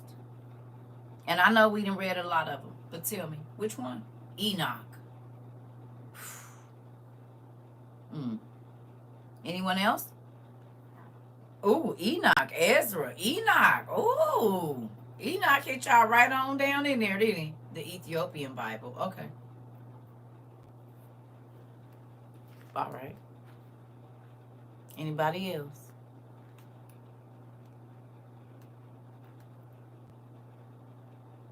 Somebody told you they were waiting on God to give them permission to read the OTP. Right. He gave you permission when he told me to bring it to you. The Testament of the Tribes. Okay. You only read part of Enoch and Tobit. Okay. Enoch and the Testament of Adam and Eve and the Testament of Solomon, nephew. Them three hitters right there got me hooked. That's what got me hooked. Yeah, them is the ones. Jasher and the OTPs. Okay. Okay. The infancy of Jesus. Yep, that was a good one too. And Adam and Eve. Okay. So how many of you, once you went ahead and went on in, definitely the 12 patriarchs and the book of Nicodemus, yeah? Yeah. Yeah. What about Paul and Thecla? Demas and Hermogenes. Them old rascals. Jasher, Jubilees, Enoch for me. Okay. Did that help you get a better understanding of the King James? When you went back and you read it, were there keys unlocked now? Whereas before, at first, when you went and read it, you knew stuff was missing because we didn't even know what all that just gave us. Still here, have so much to read. I'm getting there. Got your Josephus. Good job. Yes, I read that one to my mom, and her mouth was open. She was like, "Poor Thecla." That part. Enoch, Jasher, 1 and 2, Adam and Eve, MC of Jesus. My pastor and I didn't. Interesting. Yes, and still finding keys, and you love it. That part. Now it all makes sense. Okay. Okay. So if we were to go back up in the text, do you feel like because you got closer to Jesus that he told you the truth, not in parables? We'll just say what if. What if KJV is what he gave to the people? Everybody got access to that. But the lost books is the rest of what. Once I came in class, it was an instant connection to my spirit, and he said it was good. And it automatically connected to every part of the Bible that I've ever read and experienced. Come on, Mari. Come on. And I'm like, this, it was like firecrackers going off. Like, oh my God. Made you want to go back through and flip through and be like, this is the other part of this, and this is the other part of that. And, oh, wait a minute. That's when y'all was staying up all night reading and stuff. Thinking I was going to be on here 15 hours a day. Because you want to read right now. I already did the reading. It's your turn. And get your paper out, because now you're going to have to be looking up the words and stuff. I don't have to stay up with y'all because y'all want me to stay up. Y'all acting like the babies. As soon as I close my eyes, y'all want to make them wink. Thinking I got to stay up because you up. You I'm going to sleep. That's what I'm going to do. I'm about to go to sleep just because y'all want to be up reading. It makes sense to me, not just reading, but to read, but to indulge with a deeper understanding. Right. Thinking I got to stay up with y'all and study because y'all want to study. I don't have to. I do not have to. No, I don't have to. I did not have to stay up with y'all. You see how that works? So do not be fussing at them kids. You're selfish. At least you're honest. You hear me? At least you're honest. But in all reality, do you feel like, you say it's popping up off the page? Come on. You understand that everybody talk about it's levels to this ish. It sure is. And just because you've been a part of a pew community, and just because you didn't been a part of an organization, don't mean you've been a part of the body of Christ. Christ. Emphasis on the personal relationship and study. Come on. Right. Personal relationship and study. The teacher don't gotta be available all the time. You said you stayed on us taking notes and had a bunch of notes but no books. Now I can use my notes as references with my books. You welcome. That make me happy. I like it when y'all take notes. It make my toes wiggle when y'all take notes. Second Timothy, come on. It make my toes wiggle when y'all take notes, because I know for a fact that you are going to be looking for something. You are going to find something in 2 months, 3 months, 4 months, 6 months, 3 years. Now when you go back and look, you're going to be like,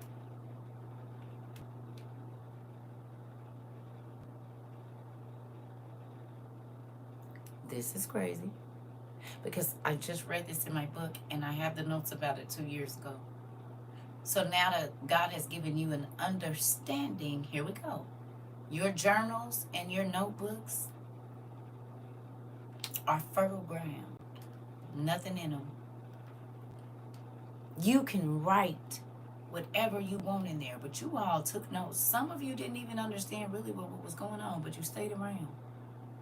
And now when you go back and read the word, and now when you go back and see stories, you get to see the product of your study, which is understanding and wisdom. And you are not the only one that can eat off of it, because now you have a record of when you sowed the seed of word. Here we go. The farmer is the one who sows the words. What I've been asking y'all to write down. Numbers or mainly words?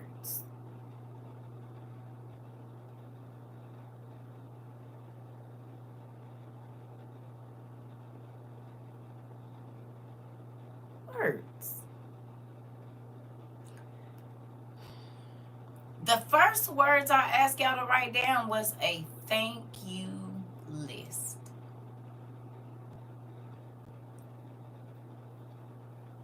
The Old Testament Supergraph is a good way to start, or the Lost Books. You can go on my Amazon page and go into the Lost Books and see there. Thank you list.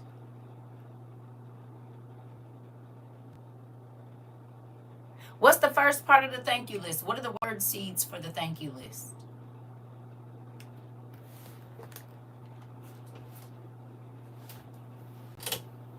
Anybody got a current thank you list or an old one that you could grab? If you at work, that's fine. If you got one on your phone.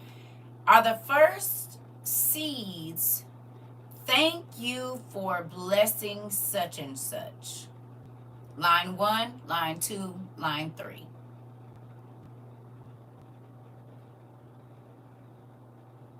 And it has to be somebody that did you wrong. Right? The first section is people that did you dirty. You got to ask God to bless people that have despitefully used you, abused you. That's the first section of the thank you list. The second section of the thank you list is thank you for blessing such and such, which is the people that you love. The third section is thank you for blessing me. Well, there's several things that happen in there. God told you to pray for your enemies and he'll bless you. And if they continue to be horrible to you, they heap coals on their own head. So they are calling judgment or whatever, God's judgment on them. So if you ever felt like you never were avenged for something that someone did to you,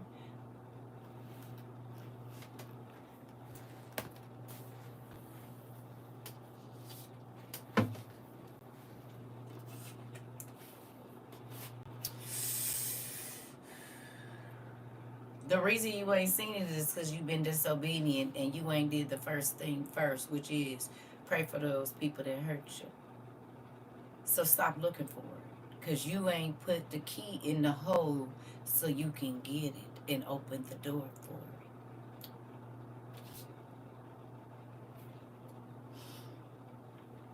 You'll be looking. Because you ain't asked God to bless them yet. So you're not going to get it. Oh, you got to sow a seed to get the product. And the product of God, are you going to avenge me is God, I forgive them. God bless them even though they did me dirty. God send them something nice. It's the same thing. It's the same thing. If you hurt somebody, you go to them and ask them to forgive you.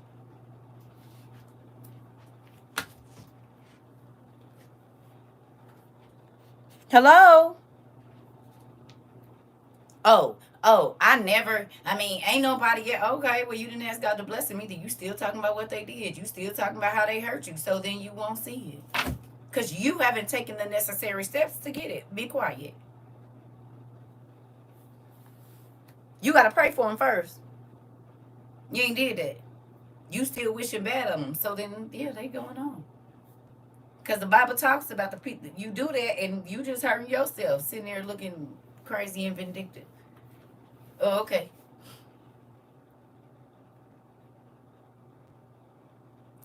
The moment that you start asking God to bless them, your life starts to get better. If you say you ain't asking God to give them nothing good, you don't deserve good. Be quiet. You don't deserve to be free from the situation because you ain't released them. Give them the key to freedom from how they hurt you or what they did. Give them the key and let them walk out the door. You hold them captive in a room of your mind. Oh, oh. And they ain't paid not $1 to be there. But you spent time, money, and whatever else. You said, I've seen it personally. Okay. Hello. She said it's easy to pray for the people you love. What about the people that do you bad? Can you pray for them? He said, that's when I know you really my homeboy or my homegirl, when you could do that.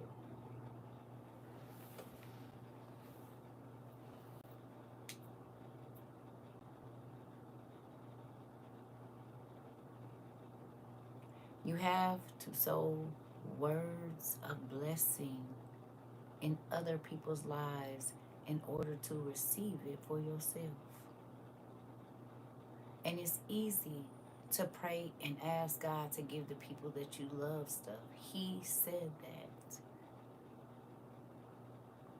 It ain't easy to love the people that tried to take your life, your career, your children, your husband, your wife, but you are still required to love them and ask God to give them his best, because you only get for yourself what you ask for other people. Did you know?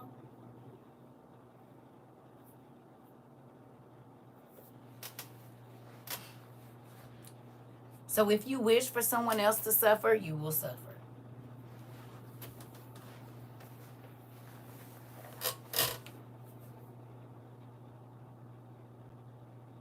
If you wish for somebody else to be miserable, miserable's coming to sit on both sides of you and in front of you and behind you. So no matter where you look, you're going to be miserable. The moment you ask God to take something away that he's giving somebody because you envious or jealous, just look for your stuff to be start being subtracted out of your life. You mad because they got a raise and you didn't check your attitude.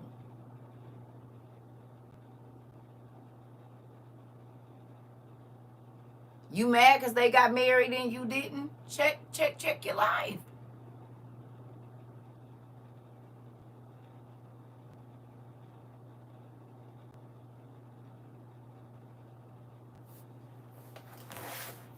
What seeds are you, word seeds, are you sowing into other people's life for you to only have to eat those words?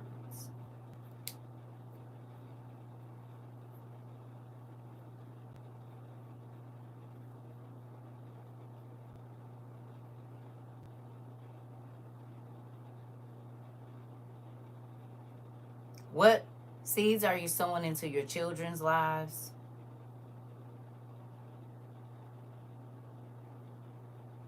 To your spouse. Hello?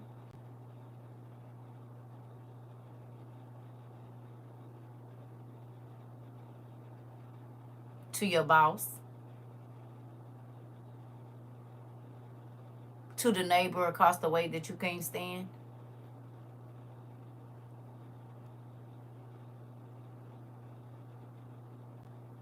Are you sowing words of grace, blessings, or are you speaking what you want over their life because of how they treated you or how your interaction with them has been? Hello? Is y'all over there thinking real loud? Because it's real, real quiet. What's wrong?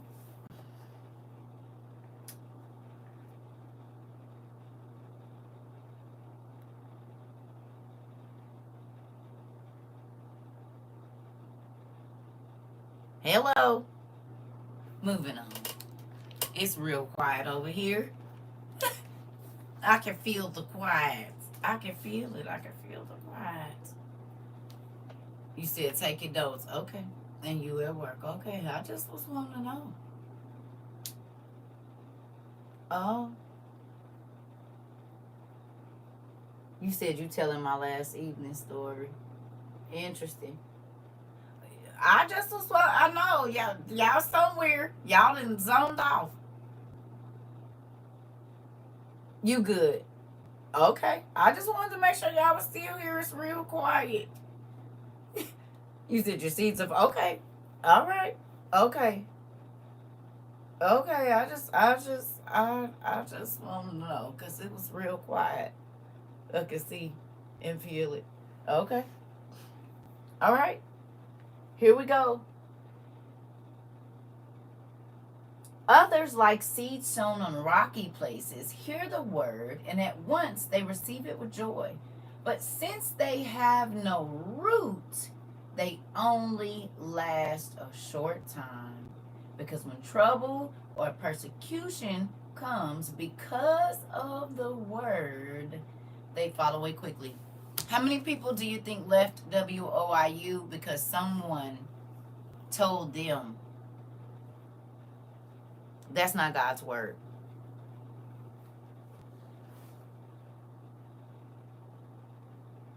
And so they never came back over here. God was trying to get them the questions answered, the answers that they needed for questions they had. And somebody told them that's not the word, and they never came back.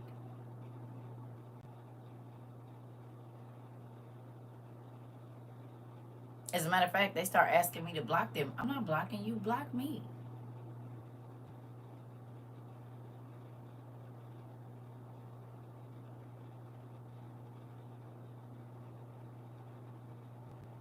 God gave them the answers about Adam and Eve. He gave them the answers about Enoch and all sorts of things. And the devil said, don't listen. That goes against the tradition, you know. Remember your tradition. Remember the man-made laws. Remember your organization's rules. You don't want to get kicked out of church, do you?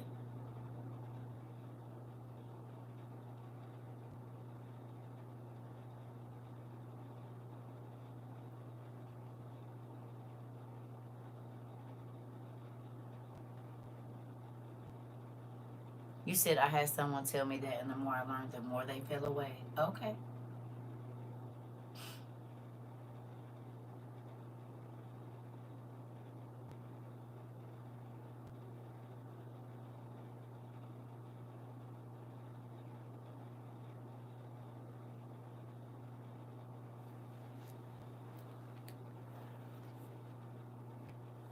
Still others, like seeds sown among thorns, hear the word, but the worries of this life and the deceitfulness of wealth and the desires for other things come in and choke the word, making it unfruitful. How many people have gone into a place of worship and lost sight of why they got saved because now they're just looking for blessings and big houses and cars and big hats, and they are not worried about bringing souls to Christ.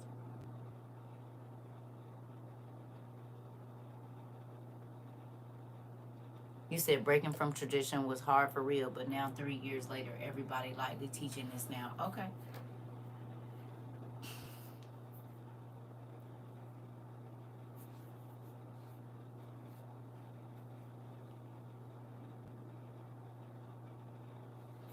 It definitely got lonely the more I dived into the lost books. I felt out of place in my original congregation.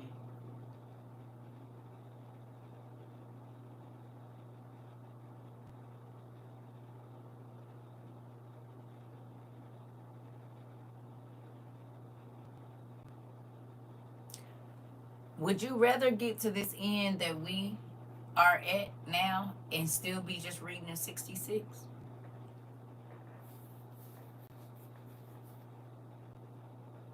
With all that you've read in this last 3 years, would you still want to only be, what do you think?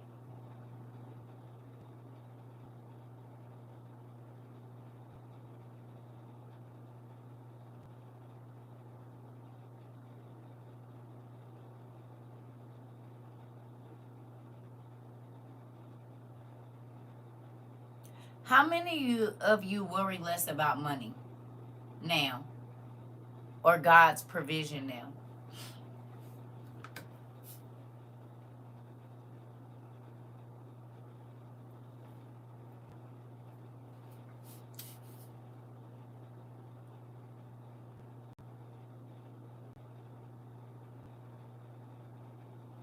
Money don't move you like it used to. Whether you got it or don't, you just be like, God, I already know you're going to take care of it. I don't have to see it in my account. I don't have to know where my car payment is coming from. I just know it's coming. I don't have to know where the groceries is coming from. I just know they coming.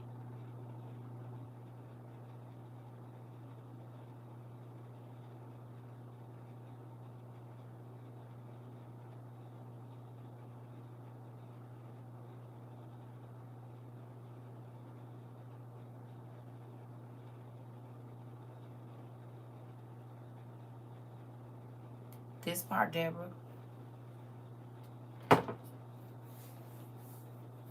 Omar said, me.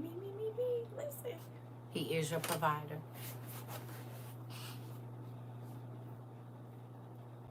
Do you feel like church sells you a pipe dream sometimes? Not all of them.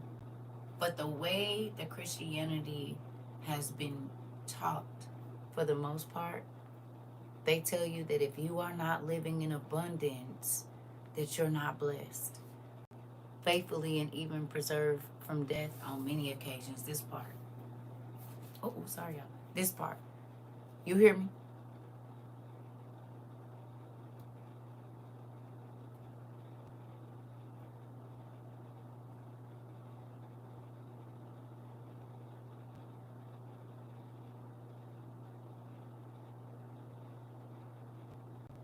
Okay. Who used to try to look saved? Be honest. Who used to try to look saved?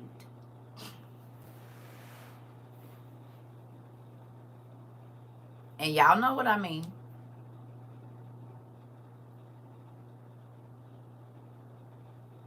This part, Danielle. You did Orvaline. You dressed like you were saved. You did Jamila. Definitely you. You did Aquila. You did B. Price. Anybody else?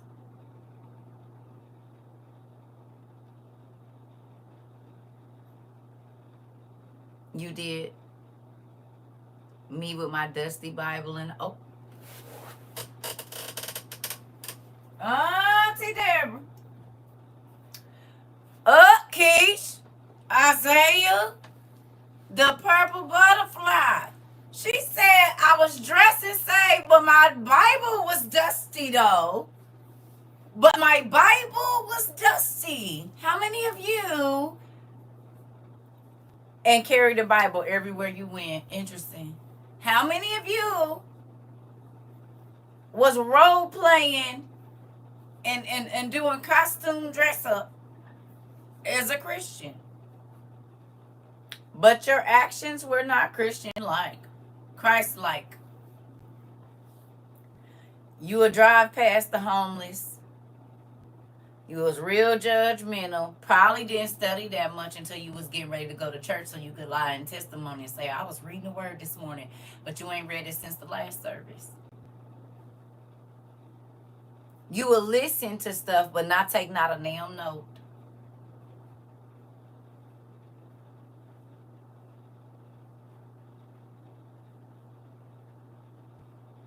Come on.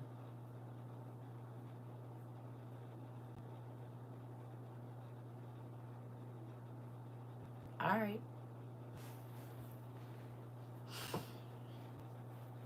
How many of you might not dress like a saved person now, but you will bust somebody's head to the white meat with this word, though? And not just in one subject. In as many subjects as they want to talk to you about. Because your Bible ain't dusty no more. And you got notes to prove, oh no, I studied the word. It's not just reading it for me. It's not just, no. I got stacks of books or one fat book or whatever. You hear me?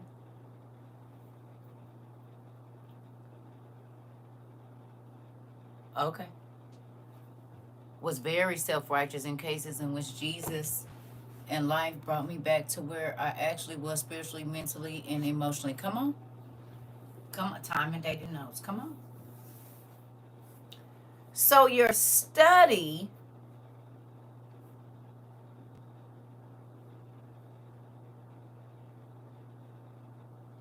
made you change the way you looked at people.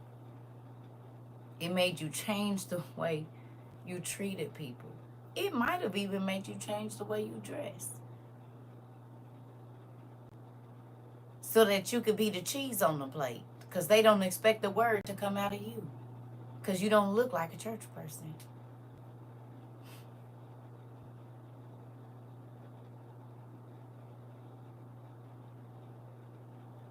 Maybe you took all the stickers down off of everything and just, I'm going to be who God made me to be. And that will be enough to attract whoever is supposed to come to me. And God is going to open up the opportunity for me to witness. I don't got to go running people down, yelling at them on the mic, telling them how far they are away from God. I'm just going to ask every day for God to give me an opportunity to witness.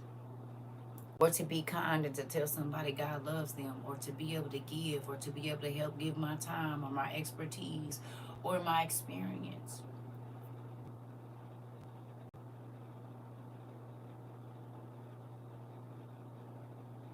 I'm going to tell something I've been through that might make my heart beat fast a little bit, but I think you need to hear this story. I used to be just like you.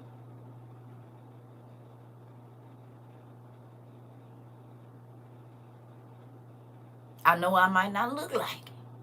But baby, listen, honey, you remind me of my old self. But that person is dying and I want to come help you get a new life.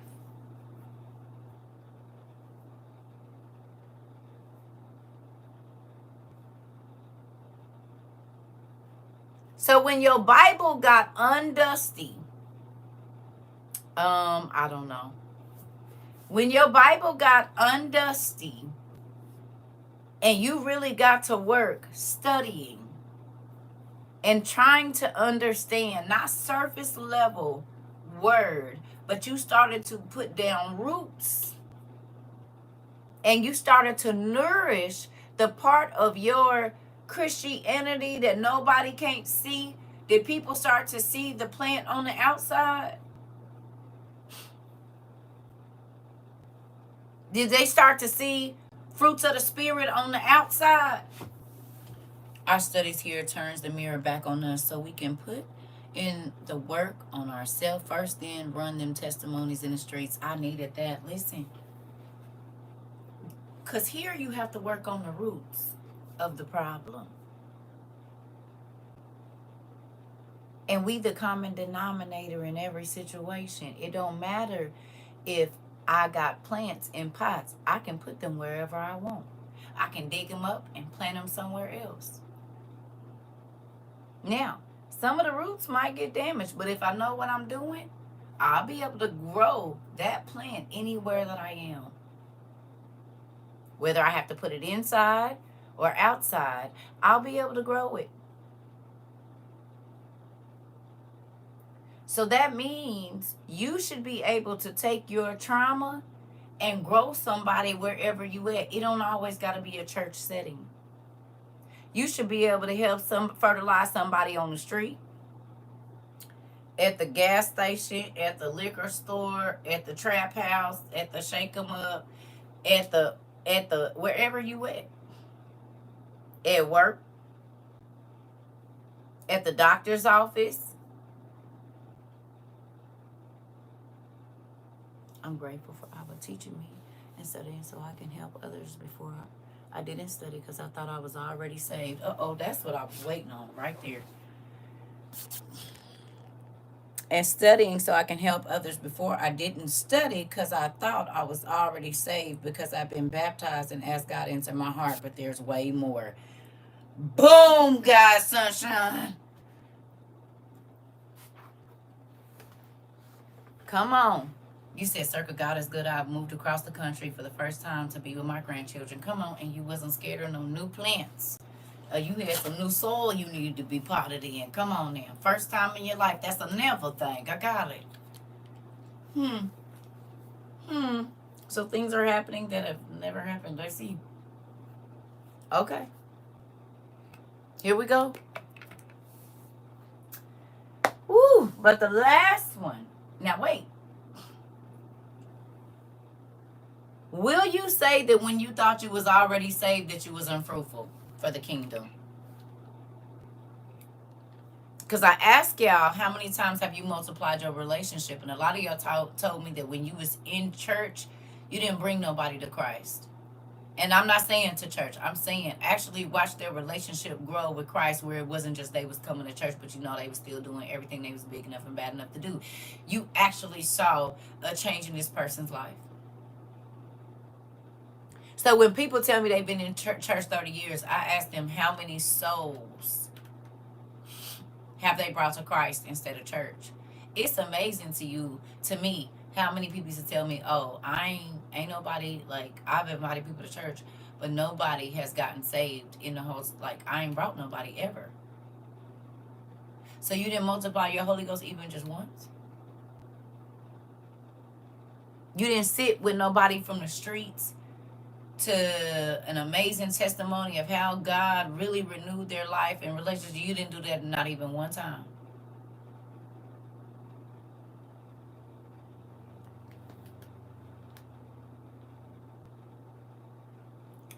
So what is you going for? If it's only about you being saved, why did God save you? He could have just saved himself. He wasn't even a sinner.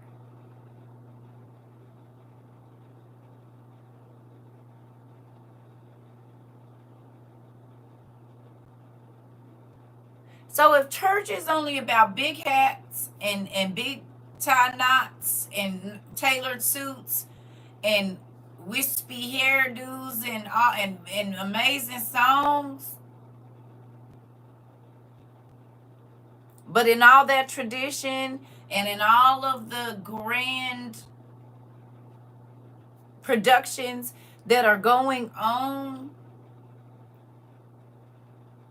you going for a show. Why is there not a line of people every Sunday following you into the house of God? What did you do in a week that nobody is following you or meeting you there?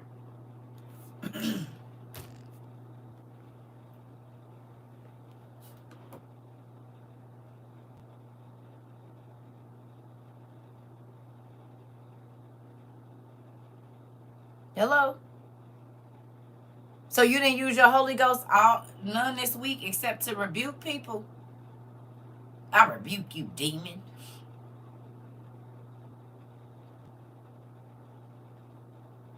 You only used it to make people feel like they was far away from Christ. But how many did you draw to him with the savedness that you got, your Holy Ghost? Because it said if you got the true Holy Ghost, you will be drawing people to him. Why is it that people run from folks that look like church people?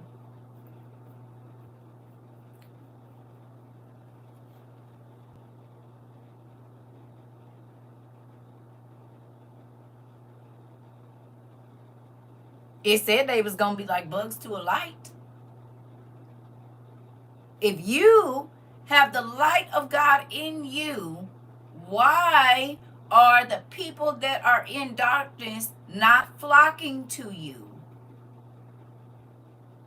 Reverend?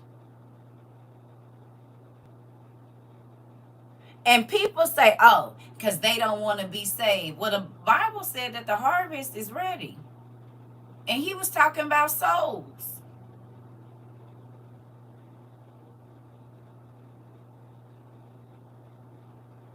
You said because they don't follow their own laws and rules. I'm just wondering. I'm not going to say what was before now. I'm only going from since y'all been here. How many of you now, and maybe if you didn't hear before when you was just in church, here there's something different about you. I don't know what is drawing me to you. I don't know why I feel like I'm supposed to talk to you. Or you hear even more now. Can I tell you something and get your opinion on it? Because there is elements of God still missing from that vessel that they can't feel or see. Oh, Mari. You just gonna hit him in the head with that?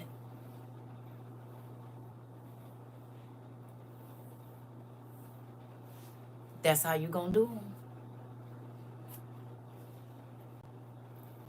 And the lack of power, depth, and you want this? Because they might come over there and start throwing rocks at you. Here, nephew.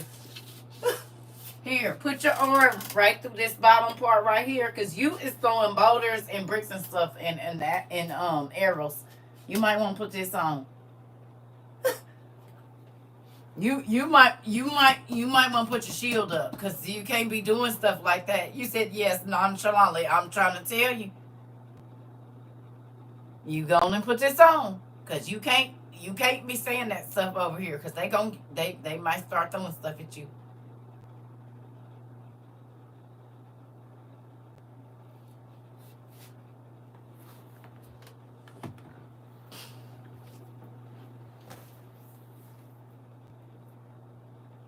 It's scary to say that you walk with God for 60 years, but you can't remember how many souls you've brought to Christ.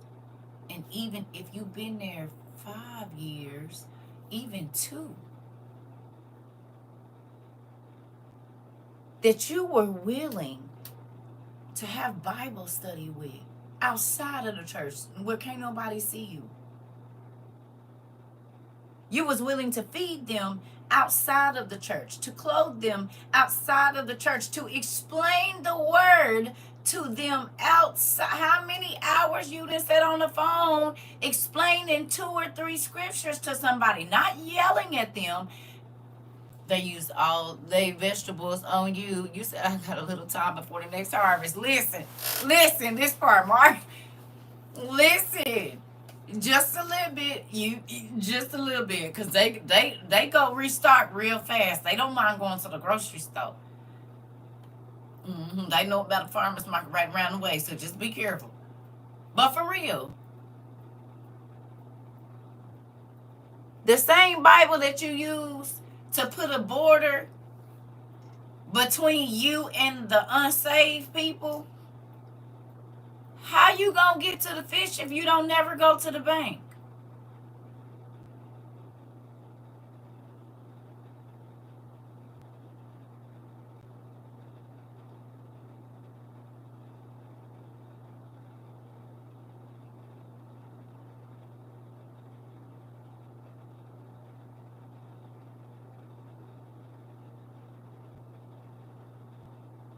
You gonna sit on your porch and go fishing, and ain't not damn bit of water around you.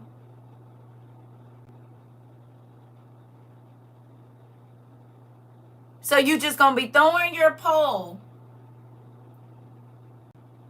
out into the yard talking about you fishing.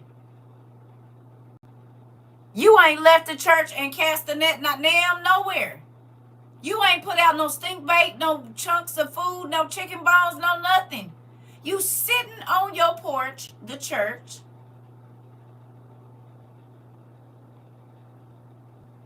with your tackle and your hat on, and ain't no water around. Who are you catching?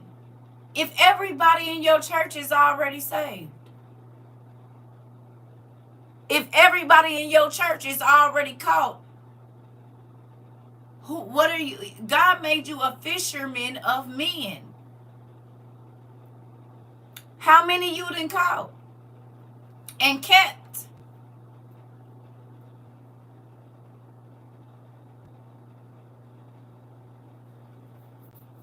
Fishermen of men. If you look at souls as fish in a cooler, and you've been coming to the same place, the same watering hole every single day, how many fish have you been able to take back to your Father?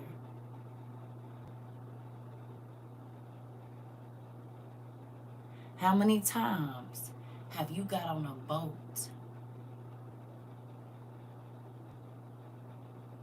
and went deep sea fishing?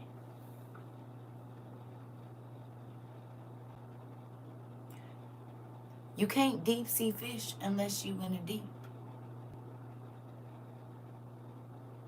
You gotta go where you can't see the bottom and you don't already know the outcome.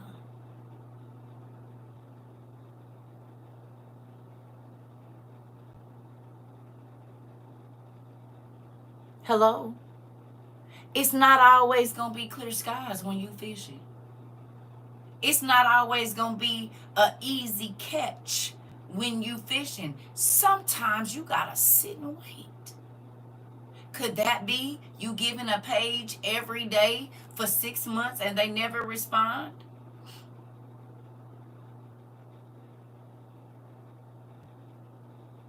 And then one day they ask you for a page. That's like when you feel the little jerk. But you still gotta wait, because if you try to pull them up too quickly, they can get off the hook.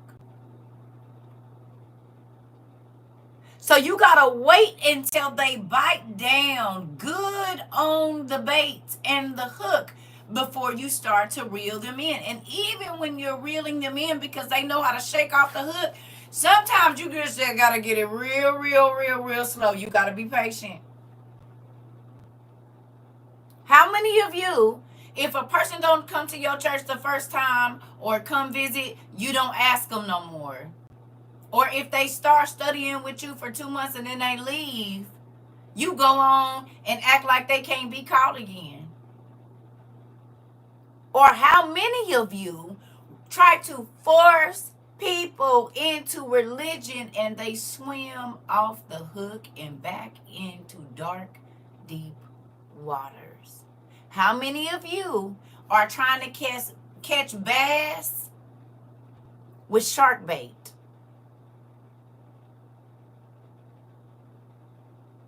Hello?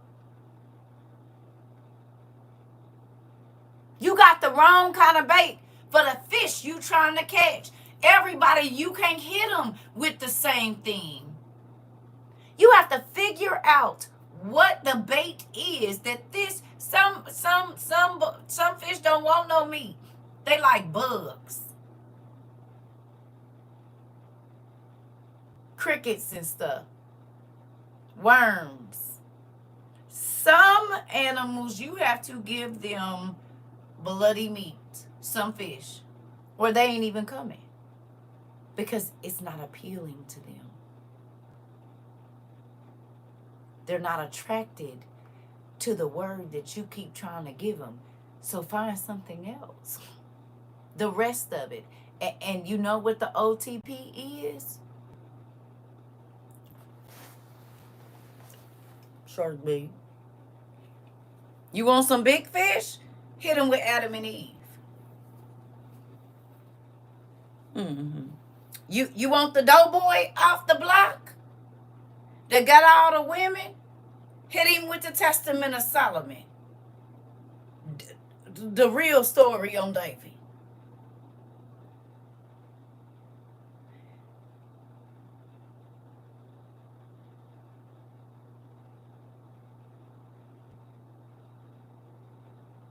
You know somebody's struggling with depression? Why you ain't took them to Adam and Eve?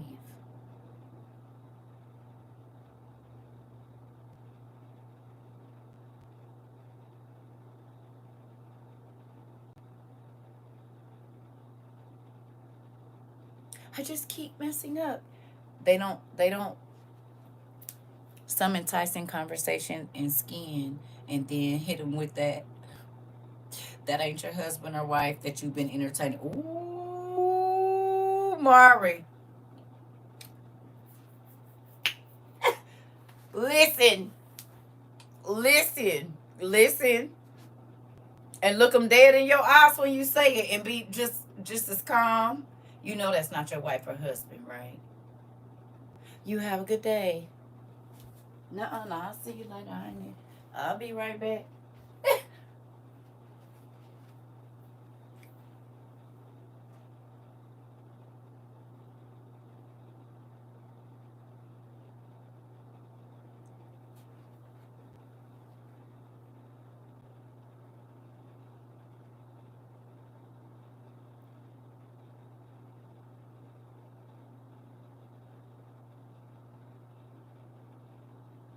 I don't want you to look like a Christian. I want you to actually be Christ-like. This. Hello. I don't care if you look the part. Because constantly the Bible is telling us, don't judge the outside. And if you are an experienced fisherman, some fish, you can make a lot of noise and trouble the water and they'll all go to the same space. Some fish, you have to be very quiet and really can't make no noise, because if they hear anything, they're kind of skittish and they gonna separate and hide. Some fish go down in the mud.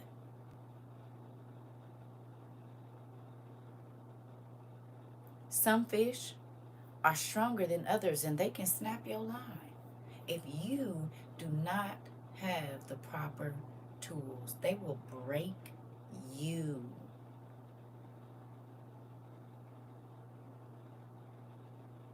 You trying to reel them in and they snap you in half because you didn't have the right pole.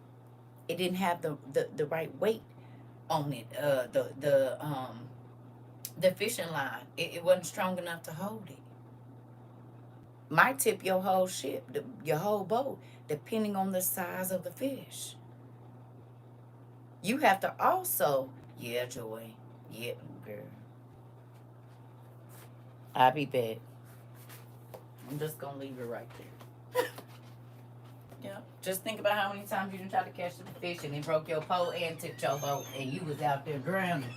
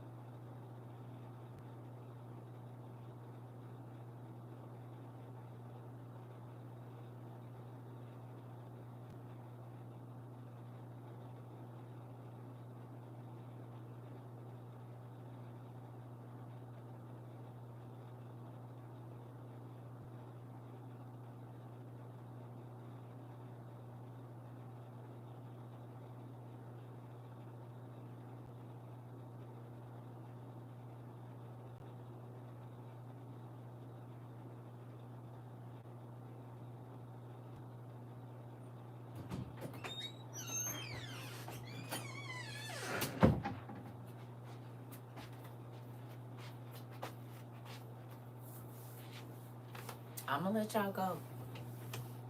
About to get up and get my day started. Well, it's all, I've been up since 1, so I'm probably about to eat me. I'm about to see. I don't know how it's gonna go, but I need to eat. So that's what I'm about to do. And then I'm gonna go and get that woman that we talked about yesterday. We know her name. We're gonna just leave it. Go get her some draws. See if she had breakfast this morning. That's why I love you. That's why you gotta really love yourself, or we wouldn't be putting up ourselves through a lot of the things we go through. I know I'm guilty this part. Okay? So, understand your word seeds today. I need you to be mindful of what you are speaking, because you're speaking it not only into your life, but the people around you. If you say it's going to be a bad day at work, you spoke that over everybody that work in your department.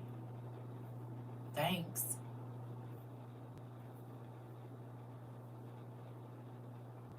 If you say, if I get home and these kids ain't did this, I'm going to be irritated.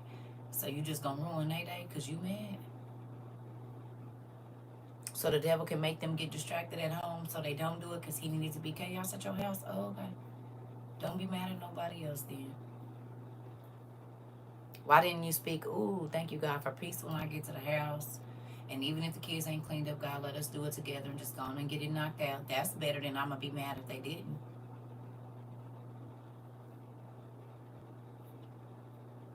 I'm going to be mad if he or she didn't. My husband didn't do what they were supposed to do. My wife didn't do what she was supposed to do. I'm going to be why? When you could choose to speak other words. I'm over here helping my baby read. He's learning to phonetically read and sound words out. It's going to be a good day, and I'm speaking it into existence, right? He is only 5. Yep. He's still a baby. Take a break, Mom. Go get you a snack. You might be hungry. Get a blueberry muffin or something and some juice. I think you should have. Don't blow no fuse over there. It's 5 apples. How many do you have? If you take away 2, leave my baby alone. Just let him do it. Make it fun. Don't make it hard. Make it into a song. Something. Find things that, don't stress yourself out. Grandma off today, so I got him. Come on, Tanisha. Thank you. Go on and let her have a snack or something. It's snack time in just a few minutes, too. Right, you need a snack, dang it. I know what's going on. You said that was me. I already know. Put the coffee down, put the tea down, and go get something on your stomach. For my nephew be on timeout, and he ain't even did nothing. We just worked on math. He can do a simple addition. Okay, so give him a break. Good morning, family. Or night. I gotta go. Put up some drywall. Come on, nephew. I love to hear it. That's what I'm talking about. I still ain't got to use my nail gun for real yet. I got to find me a project. I'm about to make me a lattice for these grapes. That's what I'm gonna do. That's probably gonna be my next project. Just so I can use it. Just so I can use my nail gun. That's what I need. Because I could easily hammer it in, but I don't want to. I'm going to use that nail gun.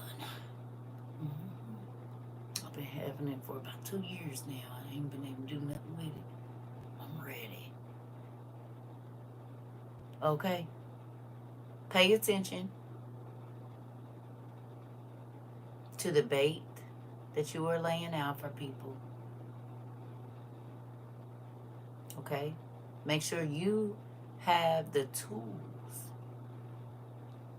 Oh, I got plenty of tools, Tremaine. You know I build stuff. That's one of my favorite hobbies. That's why whoever Mr. CERCA is, he gonna have to. I need a barn. I need a woodshed. I got saws and everything. All of that. Table saws, everything. Drills, all of it. My daddy was a carpenter. Do you know him? His name is Jesus. The builder of the world. Just like my daddy. Love you. Love building. It takes something to make it into, take nothing to make it into something that everybody like too. Yeah. And it's customizable. You understand? I like customizable things. Do.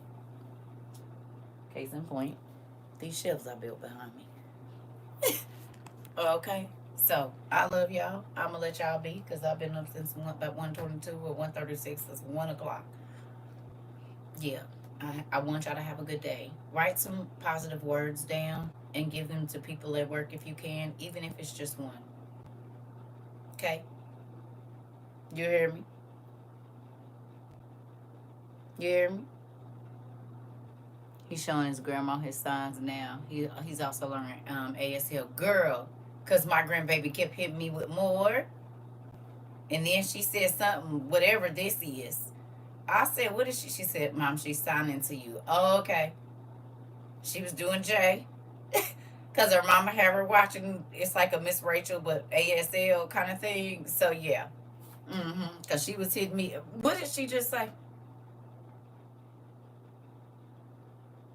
Tell me. She said she wants some more food. You need to hurry up. She wants to put some more down on that plate. Oh, okay. So yeah, keep working with her. But if you need to go get you a snack and take you a little breather, okay? You hear me? Y'all got sticky notes at your job?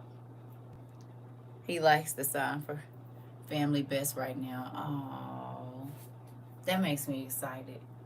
They do. You are such a good mom, baby girl. You are, for you to be so young too, doing your thing. If nobody tell, I know your mama do, but outside of your mama and your friends, auntie, want to tell you, you're doing an amazing job with that baby. So many things you've taught him and you're teaching him every day, and I'm grateful we get to see like his progress and stuff. So when he like 9 or something, we being put in our time with y'all. And he really gonna be on your head then. No, I haven't, but I am. My nephew called me like 3 times while I was out of town. I said, nephew, I'm not by my game. He was telling me about something. Maybe you're gonna have to wait till I get home. He almost made me miss 2 of my exits, and I told his mama, I said, hey, you gotta get that phone from him. He didn't call me at 1 o'clock in the morning. Boy, I'm not up. I said, you cannot call me after 10. Then, I was using my Google Maps because it was some detours on the road. He didn't call me. Almost made me miss my exit, boy. And I know it ain't him calling because he calls me back to back. His mama don't do that. She'll call and wait for me to call back. This 14 times back to back. No, I came home from work and he was telling me about TT in the class. No way. I love that little baby. I do. He He be busting grown ups heads, and that's what I like. That's our similarity. Nephew, I've been busting grown ups heads since I was a little kid. You keep on doing it. I'm gonna rewatch and do some journaling. You're welcome. I think I'm about to go take me a nap. I'm gonna eat me something and go on and lay it on down because I feel it coming. I'll see y'all a little bit later. And it's early now, so I don't have to worry about it. Because yesterday, I thought I was coming back because we still ain't talked about sinners yet. And I want to do that. But I do want to go check on that lady too and see if she had breakfast. So she had chicken last night, but I don't know if she had anything this morning. So I'll see y'all a little bit later. I love y'all. And hopefully you working on your weeds that's choking out your weeds from the past, them deep roots. Hopefully you working on them because they keep choking out what God want to give you. It ain't God's fault that you keep watering the weeds. Say it with me. It's not God's fault that I keep watering the weeds. They gonna continue to grow. So if you're nourishing the bad things that happen to you and you are giving more energy to that, do not be mad that you see very little good. Tell God you're going to stop watering the weeds and nourishing the weeds of your life, the things that are choking out, the bad situations, the bad friendships, the bad conversations, the bad actions, putting yourself in a situation to fall, you are feeding the weeds when you need to be snatching them up and making sure you got all the roots out and incinerating them, burning them. You said saying it through gritted teeth. I know you is. I'm gonna start watering the weeds.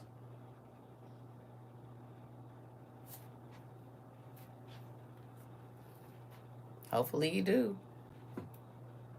You said thank you for the message word seeds. You welcome. I love y'all. You stay in my devotionals because yesterday was talking about taking my eyes off worthless things. Oh,